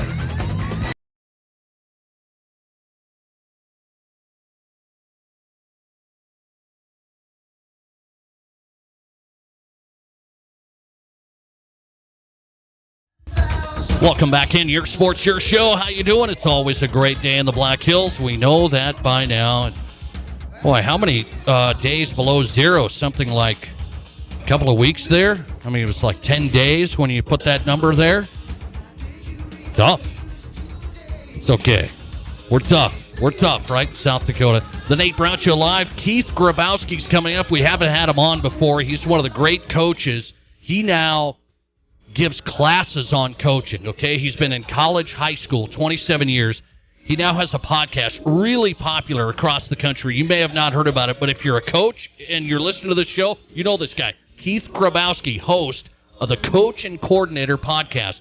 He's got interesting thoughts on the transfer scenario right now in college sports. Keith Grabowski on the way, live from Ohio. He's on the way. That'll be interesting. Speaking of, transferring and kids and their decisions and the whole thing, that's where I wanted to go with the question of the day, big picture stuff today, and have you kind of tell me where things are at with you. And I find this to be interesting because 2021, we live in a world now, it's not like it used to be for me and you, okay? We can understand that, okay? Very, very different. I didn't have the phone. I didn't have instant access to everything. I didn't have to worry about promoting myself, right? I'm talking as an athlete, high school athlete. Yes, and if you're getting recruited, you kind of walk down the old road, right? You had to do tape, and you had to get in touch with coaches and the whole thing. Now it's a lot of it on social media. A lot of it. Coaches are on there. Players are on there. Is there more benefit to it or negativity from it? That's the question of the day. It's a really hard one to answer for myself, because I look at this and I say, okay, I'm not that old, yet I see mistake after mistake from younger kids on social media, emotionally reacting too quickly, not taking a 24-hour rule. That's why I always have a 24-hour rule in life and in work. Don't make a judgment, a snap decision. Don't send that email. Don't make that tweet. Don't make that decision right there in emotional standpoint. And social media allows us to do it right there. Boom! And then it's screenshotted, whatever it may be, and it'll come back 5 years from now, 10 years from now, and the bridge is burned. So I ask you, from all the benefits for young athletes, from the exposure, branding, promotion, this is the world we live in, right? So the younger folks, I think, would tell me, do it responsibly, do it right. You have to be on social media as an athlete. That's your brand. That's, I think, what the younger folks would say. Some of the older folks might be saying it as well. What's your answer to this? Is a strong social media profile critical for young athletes today? Do you believe that? We've had people bouncing around both sides today. One gentleman saying, my daughter got recruited, played college volleyball, didn't have to do the social media, was all good. Just recently. So in the social media world, what do you say to that? Let's get an update on the poll question of the day here on the Nate Brown Show. Is a strong social media profile critical for young athletes today? The audience says 73% say, no, it's a distraction and problem. Is that right? 73% say it's a distraction and problem. 27% say strong social media is great for young athletes today. I'd say the 73% I think is a pretty high number, but I'm going to say that's because the social media has a negative connotation, mostly because mistakes are made. I am going to tell you, though, 73% of you listening, if you're parents, you're not keeping your kids off social media. That's not the number. Flip that around. There's 80% of kids are on social media or more. Wouldn't that be right? A little scientific study here. Well, what would that be? I have high school athletes that follow me. Okay, let me just make a little point here today. For this program, for Fox Sports Rapid City, the Nate Brown Show, the whole thing. We have a business here. We cover local athletes. We cover national sports, the whole thing. My social media profile is what I do for work promotionally. That's what business you're in. That's why I see the athlete side of this. The brand is important in life. Everybody, whether you like it or not, you have a brand. Are you doing it right on social media? That's the key. I don't think you can say social media is just a problem. It can be. So I'm going to side with the minority, the 27% today. It's a tough call for me, but we have to be realistic, saying we're not really keeping our kids off of it. I mean, I think you can try. Believe me, I'm holding up the good fight. I have a 6th grader, doesn't even have a phone yet. But boy, I'm in la-la land. I mean, I am an absolute crazy man. You should, as a 6th grader, I think she might be the only one in 6th grade. I'm not sure. We'll have to double check that. It's pretty close. So we don't even have a phone yet. But if I'm being realistic, down the road, you say, okay, you can't stop it necessarily. You have to contain it. You can't stop it. You have to contain it, control it, regulate it, and be smart with it. Athletes today, just a side note, it is the world we live in. Play it smart.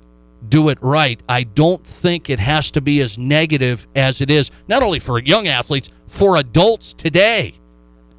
By the way, Facebook for adults, it's terrible. It's terrible. As I said, I would absolutely not have a Facebook page if I wasn't having a show every day. I wouldn't have one. It's an absolute mess. An absolute mess. You want to talk about bad decisions, statements, this and that, everybody trying to sway opinions and say this, say that. I got to tell you what's going on. I got to tell you the truth, right? The truth. We've all got to do a little bit better in showing the young athletes. Then we say for the young athletes that it's a distraction and a problem. It can be, depending on how you do it, including adults. I think it's needed for a young athlete because you have a brand whether you like it or not. You don't have to be totally active. You don't have to be going crazy. Don't go crazy. I think it can be useful. I think it can be good. Do it right. Do it right. That's the key. Keith Grabowski on the way. He's got interesting news on football transfer portal. He's a longtime coach. He's the host of the Coach and Coordinator podcast. Very popular. Keith Grabowski, a 27-year football coach. What's he think of today's world and the transfer portal? A lot of players in that transfer portal right now. He's on the way. Your sports, your show. This is the Nate Brown Show on 106.7 FM and 1150 AM, Fox Sports Rapid City. At Terrell Tires in the Speed Center, we let our customers do the talking. Very well-maintained tire and speed shop, over-the-top service, and very reasonably priced. Need I say more? Scott and crew at Terrell Tires have always gone over and beyond for us. Great prices for great tires. Also, anytime we've needed odd-sized tires for ranch equipment, Scott gets us what we need. Great customer service. Spent plenty of time answering all of our questions, and the truck looks awesome with the new rims. Terrell Tires in the Speed Center, 105 North Campbell Street, Rapid City. Having windows and patio doors installed by Renewal by Andersen is literally a red carpet experience. We treat your home like it is ours. We focus on the details. Renewal by Andersen windows and patio doors fit right. They keep the outside out. Our 20-year warranties and great financing options are second to none. Our installers are very well-trained local experts at proper installation. Renewal by Andersen windows and patio doors, great products installed by great people. Contact us. Let's talk about your project. Sports Network brings you closer to the college basketball action. This year, we're bringing the action even closer to you. Tournament Headquarters is now available on your TV and at your fingertips on Midco Sports Plus. And the basket! Watch live regional tourney coverage from your favorite devices. Now streaming Tourney HQ. Learn more and subscribe today at midcosn.com/streaming. Here at Pizza Ranch, we believe in happy accidents. Like in 1964, when a Buffalo, New York restaurant owner accidentally bought chicken wings instead of chicken necks. The 60s were a crazy time. Well, decades later, and the mistake turned masterpiece is now at Pizza Ranch. Introducing our new traditional and boneless chicken wings, tossed in our signature sauces. 2 more ways to get the country's best chicken available for carryout and delivery. Maybe it wasn't an accident after all, just delicious fate. Pizza Ranch.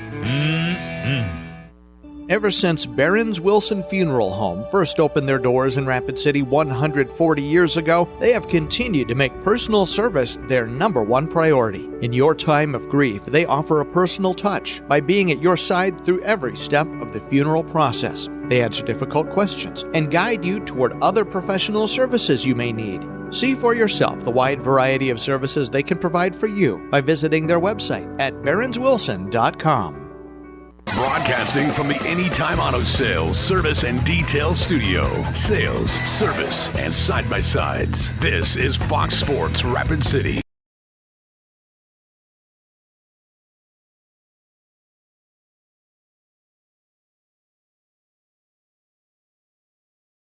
Welcome back in. Interesting stuff tonight. Thought-provoking sports talk. Thanks for being a part of the program. It's been a busy show. A lot of great guests across the board. If you missed this show live, you can't catch all 2 hours. I know.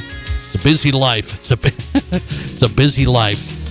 Go to foxsportsrapidcity.com. The Nate Brown Show archives are there. So the podcast is there. Every guest, every show right there. John Clayton joined us opening hour. The Professor and NFL Insider. We covered a lot of stuff tonight. Still a lot to get to. We're asking our question of the day: how critical is social media for a young athlete today? How critical is social media for a young athlete today? Their brand. Everybody has a brand, right? Listener text coming in. The problem with young athletes and social media is if they make it to the pro level anything they posted 5-10 years ago might come back and haunt them. Here's another one. Social media will end up biting you at some point. It only takes a thumbs down or an opinion that's misconstrued and have you judged from there on out. That's tough go. Here's a guy that's been in football a long time. 27 years. I think I have that number. College, high school.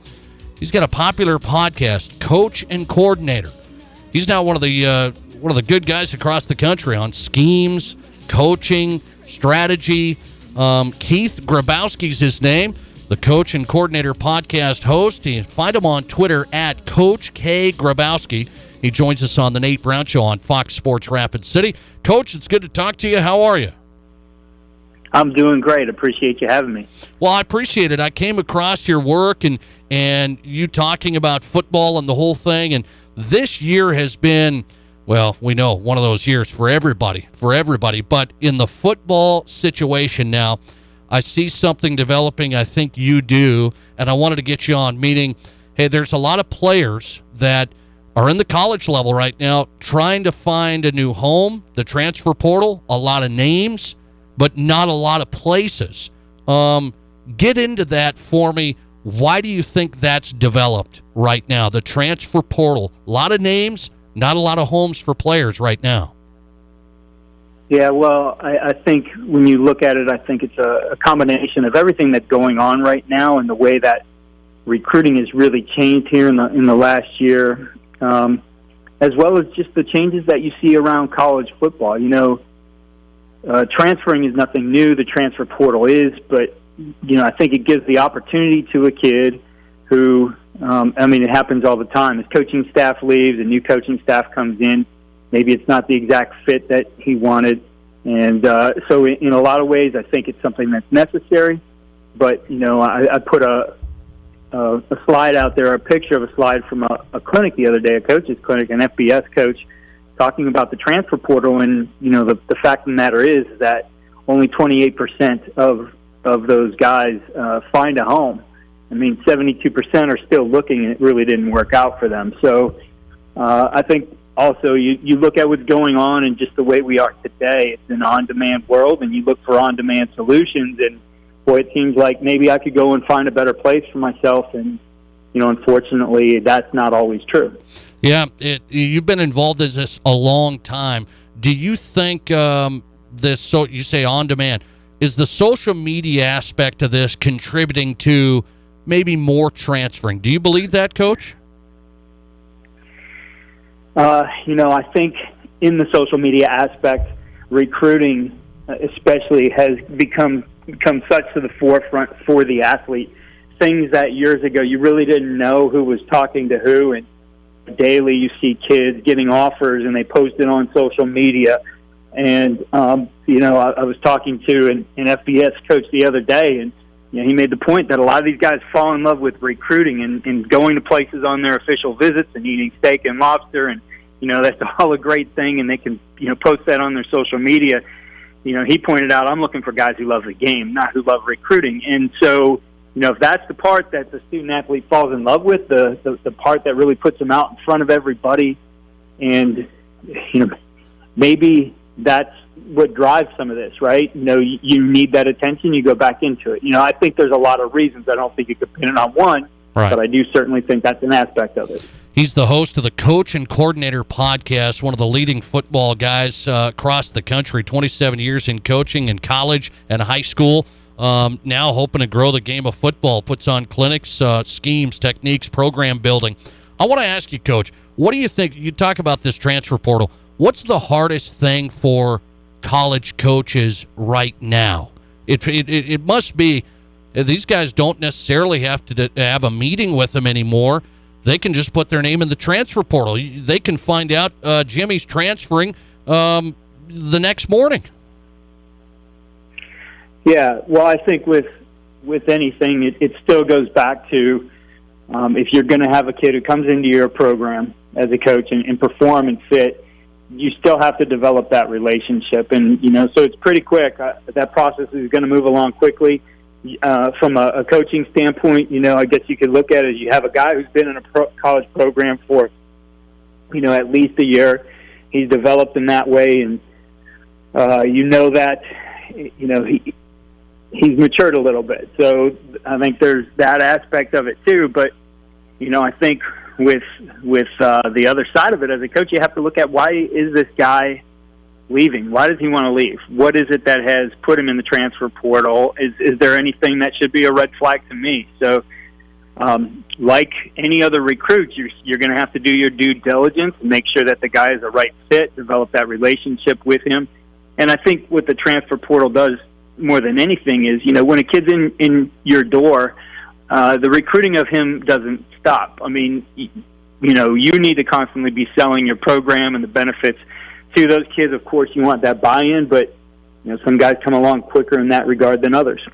Keith Grabowski, Coach Coordinator Podcast. He hosts it, talks to coaches across the country. I want to ask you about this when it comes to football recruiting. I've been told by a college coach here in Rapid City a while ago, kids want to come out of high school, they expect to play now pretty much right away.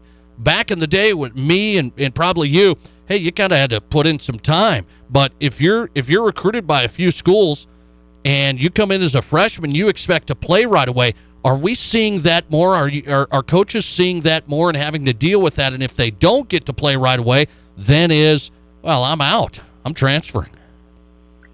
Well, I think that's nothing new. A kid coming out of high school has been brought to a place, and I don't want to say promised anything, but, there's expectations for him. And if he's a competitor, he should want to come in and contribute.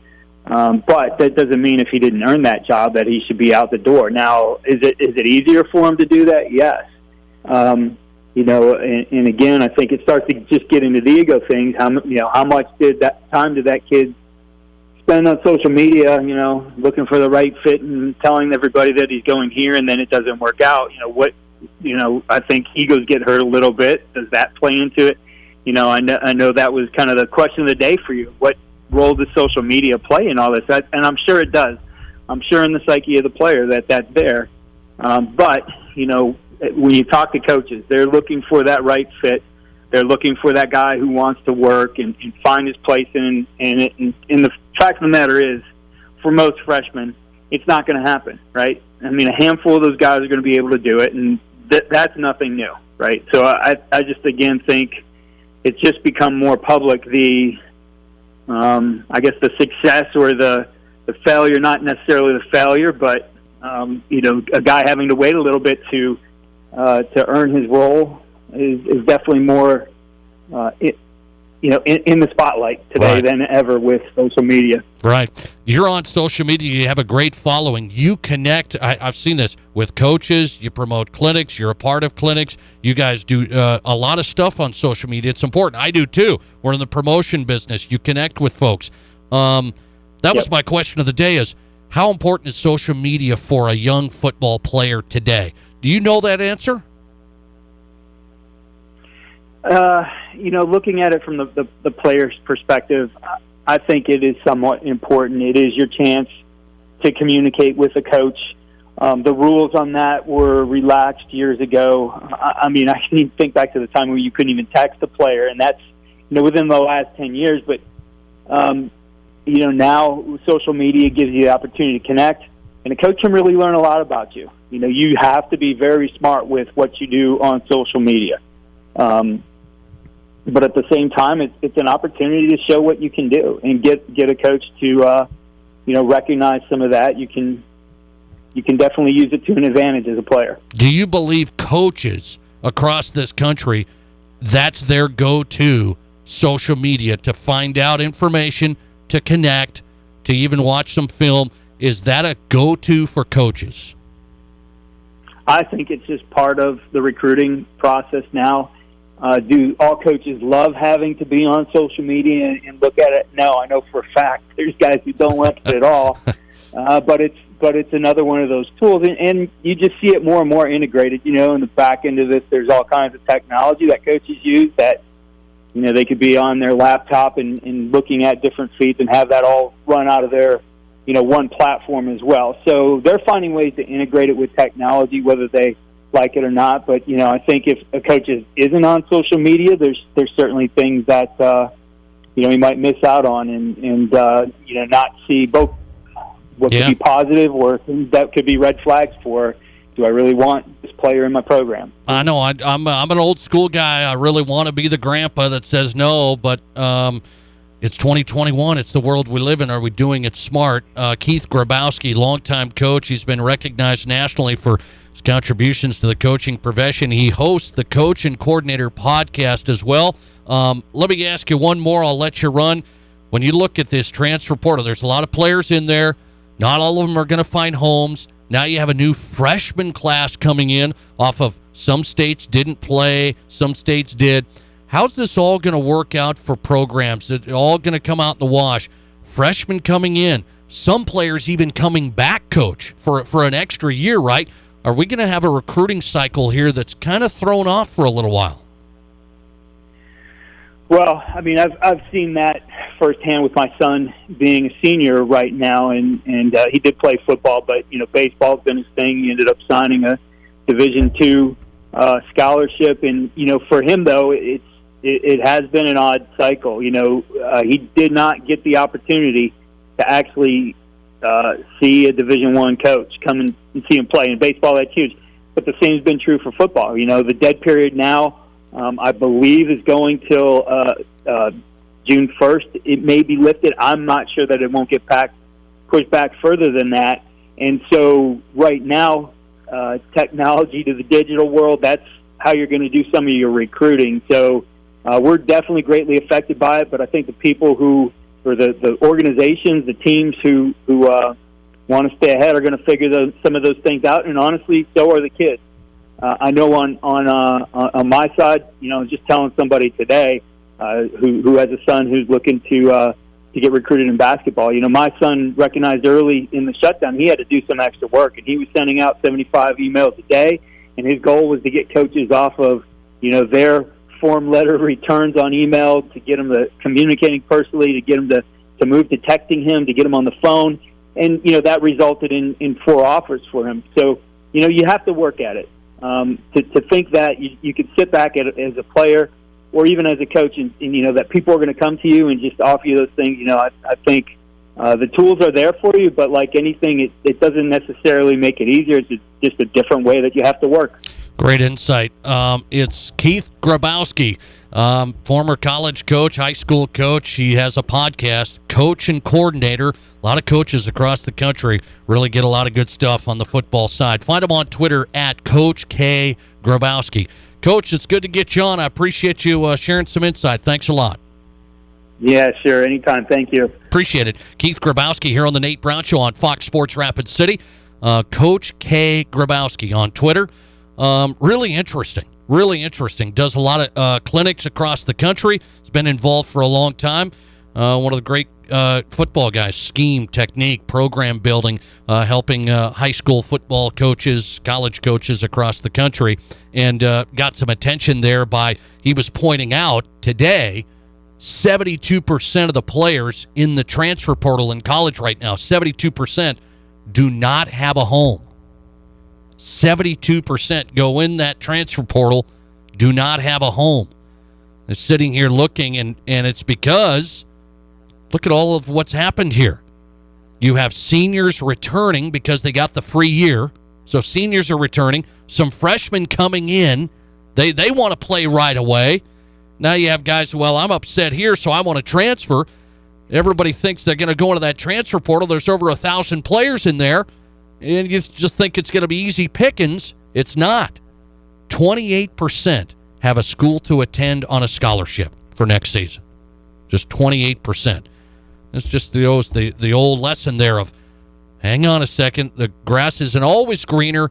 So that's my thing. The transfer portal is what it is. You can put your name in, no questions asked or anything like that.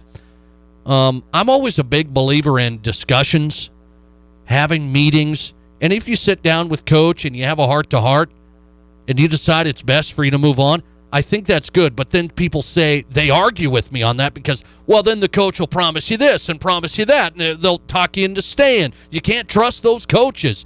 Probably some you can't. Probably some you can't. It's a business, as they say. I don't love the transfer portal either. That's been implemented the last couple of years. Why? Because you can just wake up one morning, put your name in, done. No explanation, no nothing, no meeting, no discussion, no nothing. We don't do enough of that in our world anyway. Communicate, talk about issues. Had a problem? Let's talk it out. What's the plan? What's your vision? You recruited me last year. What's the story moving forward? I think those conversations are still important to have, and I wonder if everybody's having them. Don't you? The transfer portal, it's easy. Put my name right in. I'm out, and I'm going to find a bunch of people are going to come call. They're going to come call. 28% of the kids have a place to go in the portal right now. Keith Grabowski, good stuff, shedding a light on that. Coming right back tomorrow, we've got Rapid City Stevens Central boys basketball rivalry. The Rapid City rivalry, round 2. Central won the first one. Can Stevens bounce back? The Raider boys trying to get going. Head coach Chris Stabner with a preview of tomorrow on the way. The Nate Brown Show. At Terrell Tires in the Speed Center, we let our customers do the talking. Very well-maintained tire and speed shop, over-the-top service, and very reasonably priced. Need I say more? Scott and crew at Terrell Tires have always gone over and beyond for us. Great prices for great tires. Also, anytime we've needed odd-sized tires for ranch equipment, Scott gets us what we need. Great customer service. Spent plenty of time answering all of our questions, and the truck looks awesome with the new rims. Terrell Tires in the Speed Center, 105 North Campbell Street, Rapid City. Rapid City Paintless Dent Repair is your local hail damage repair specialist with over 20 years of experience restoring cars to their pre-hail condition. Don't lose 30% of your resale value by having a body shop repaint it. Rapid City Paintless Dent Repair offers better resale value, has quick turnaround, and includes a lifetime guarantee on their work. The guys at Rapid City Paintless Dent Repair are trusted locals with an A+ rating from the Better Business Bureau, offering free estimates and are conveniently located downtown. Remember them when it hails. Having windows and patio doors installed by Renewal by Andersen is literally a red carpet experience. We treat your home like it is ours. We focus on the details. Renewal by Andersen windows and patio doors fit right. They keep the outside out. Our 20-year warranties and great financing options are second to none. Our installers are very well-trained local experts at proper installation. Renewal by Andersen windows and patio doors, great products installed by great people. Contact us. Let's talk about your project. Need an attorney? The lawyers of Claiborne, Lowson, Sabers have been serving the legal needs of clients throughout the state for over 75 years. Serious legal issues like divorce, business disputes, personal injury, and criminal matters require a solid team. When you need a win, call Claiborne, Lowson, Sabers at 721-1517. Claiborne, Lowson, Sabers, proudly supporting our area's youth and sports teams in their pursuit of excellence. Of showering? Well, have we got a solution for you? We interrupt this commercial with good news from your good neighbor. State Farm has new lower car insurance rates, which means you can save more cash and get the service and convenience of a local State Farm agent. That's right, State Farm now has new lower auto rates with their same good neighbor service. It's the real deal for car insurance, folks. And now this. For lower auto rates in Rapid City, call State Farm agent Scott Carlson. Broadcasting from the Anytime Auto Sales, Service and Detail Studio. Sales, service, and side-by-sides. This is Fox Sports Rapid City.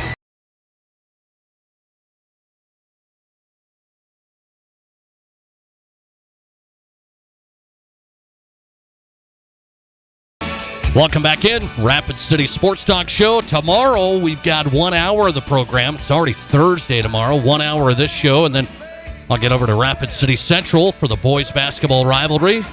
Rapid City rivalry, round 2. We'll have it on Fox Sports Rapid City. Go Cobblers live.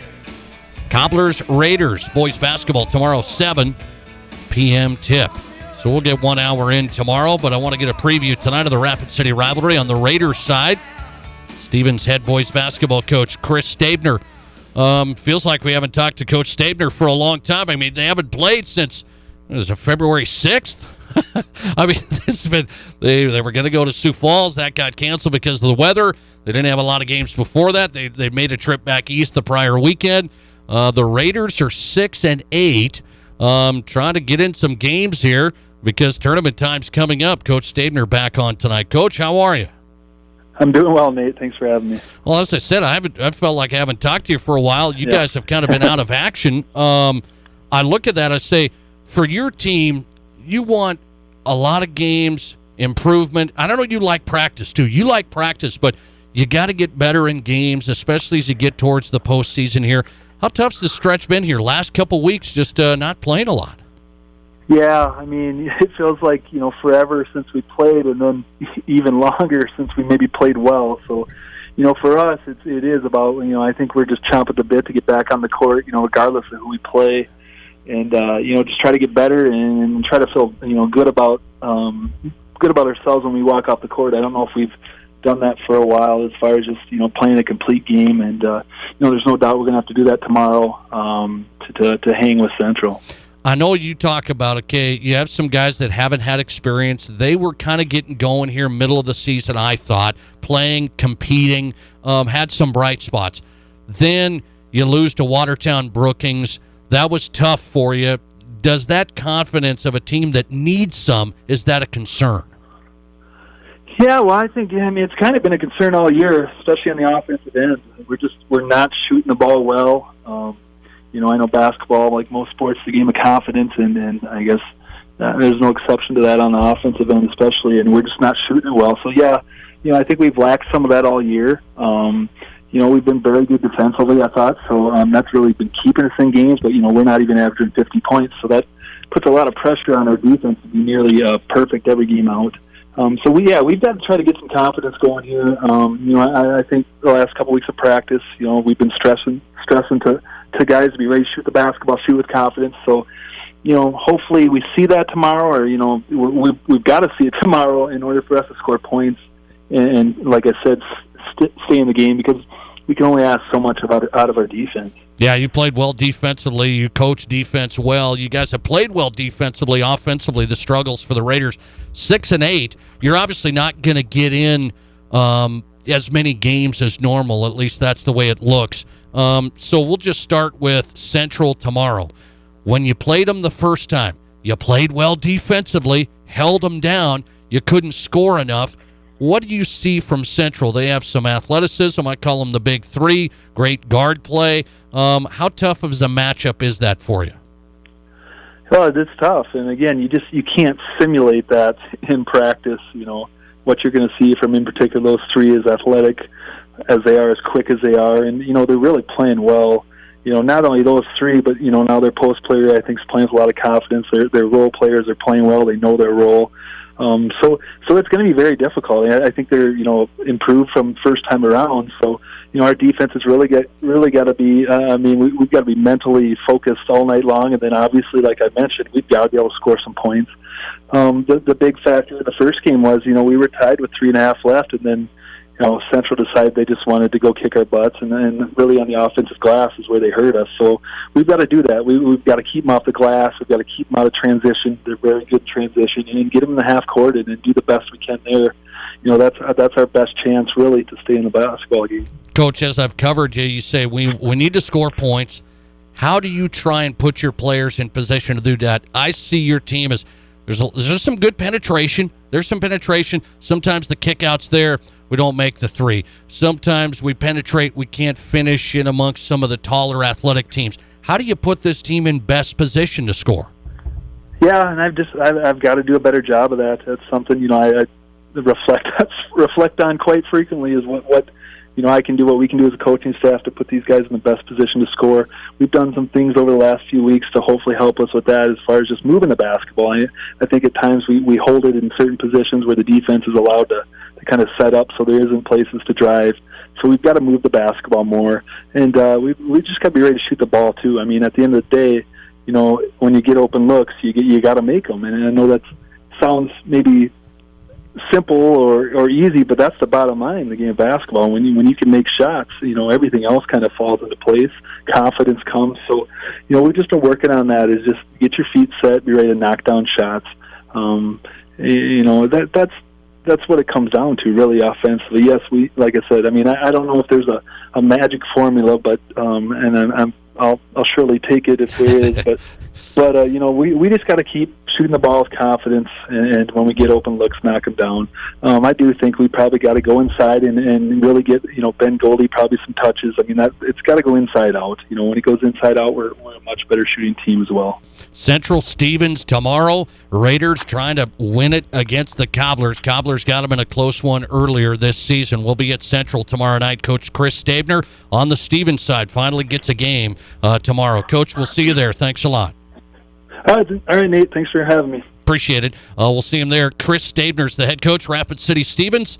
The Raiders are 6-8. You look at that number. I mean, they just haven't played that many games. Just haven't played that many games. Got a couple of canceled here this last weekend. Trying to catch up to speed here. Stevens 6-8.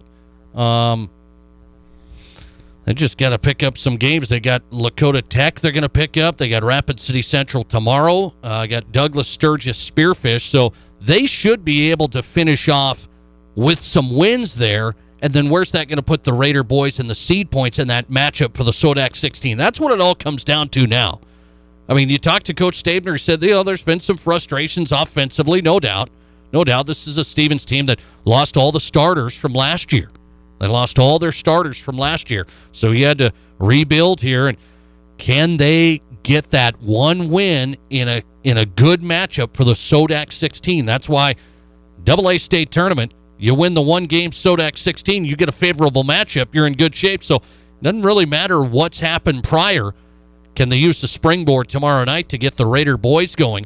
They've struggled here up and down. The last weekend they played, Watertown Brookings was a tough go against a couple of teams they wanted to beat, needed to beat to kind of improve their seeding points. We'll see where the Raiders sit tomorrow against Central here on Fox Sports Rapid City. We'll have the game 7 o'clock tomorrow.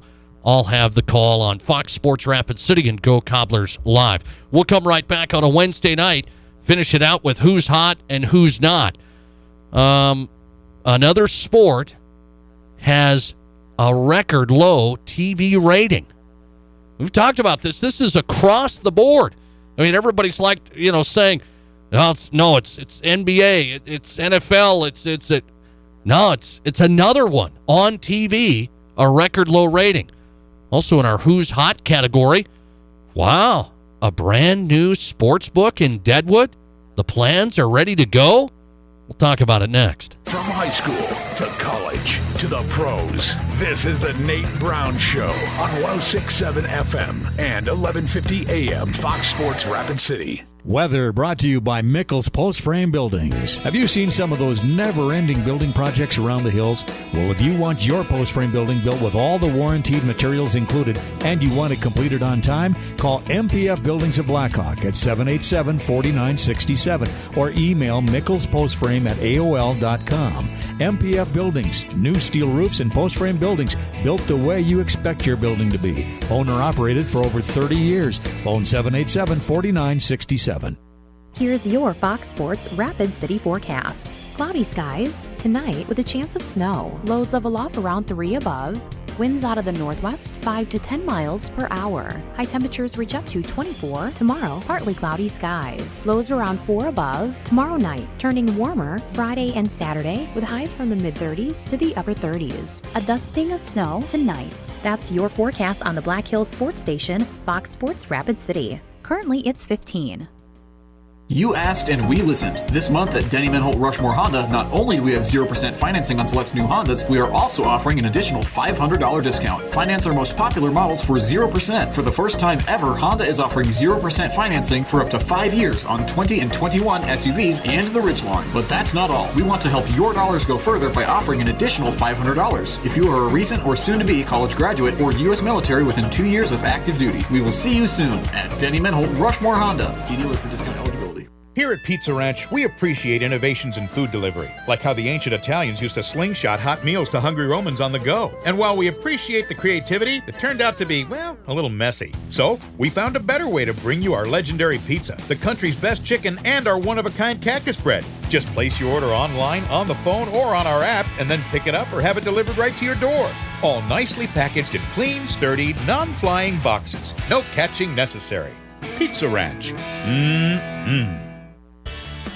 Hi, this is David Brenneman with Coldwell Banker in Rapid City. If you considered selling your current home, let me take you to that next step with confidence. The Black Hills housing market is competitive, and I have been in the business of attracting buyers for 15 years. Let's make it happen. Contact me, David Brenneman, at 415-0044. List it, sell it, and move on. With me, David Brenneman, at 415-0044. Broadcasting from the Anytime Auto Sales, Service, and Detail Studio. Sales, service, and side-by-sides. This is Fox Sports Rapid City.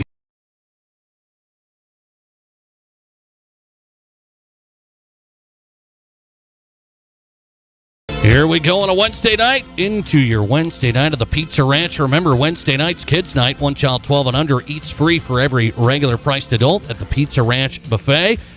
Wednesday night's Kids Night. Also, the Pizza Ranch wings. Not on the buffet. You got to order the wings, carry out or delivery. Brand new wings, and they're solid. PizzaRanch.com. Do it there. Delivery or carry out to Rapid City locations, north and south. PizzaRanch.com. Try the wings. I've had them. Solid. I'm telling you. Who's hot and who's not on a Wednesday night? Who's hot? I'm going to roll with this. We know that sports betting is very close to coming to Deadwood. Need a House vote, need a governor's signature, and now we see a new plan for Thanksgiving. The day after Thanksgiving is the target for the first announced sports book in Deadwood. I love the sports book in Vegas. This one's going to be called Sportsbook Deadwood, a 35,000 square foot building, 5 levels. This is from Keating Resources, okay? So keep your eye on that. They believe they want to deliver the best live sporting viewing experience in Deadwood. Sportsbook Deadwood. The plan is to open the day after Thanksgiving in 2021. I just want to inch closer to sports betting. Just getting closer. Couple more things through the process, and then we'll have it. Sports betting, which we've been looking forward to in Deadwood. In our Pizza Ranch Who's Not category tonight, I guess I'll have to say this. Daytona 500, a record low TV rating.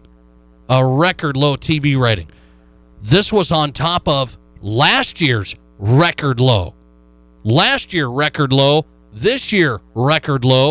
Daytona 500, the great American race. The race. Record low TV rating. So the trend has been across the board. Started NBA, Major League Baseball, NFL down 7% on the season, Super Bowl down 9%. So not a huge decline, but Super Bowl. Then you looked at college football national championship, lowest in 27 years. Now Daytona 500, record low. They say, well, the rain delay, the whole thing, that threw it off. It does. But then it went into prime time. I mean, it went into the evening, right? It went not middle of the day, went into the evening. So I don't totally buy that side of it. It's all happening. The TV ratings, people are just going every which way. They aren't sitting there, whether it's baseball, basketball, NFL, whatever, 3 hours, 3.5. They aren't doing it. I'm telling you, they're getting on their phone. I'll catch the highlights. I'll catch the wreck. Tell me how many people have seen the final wreck now.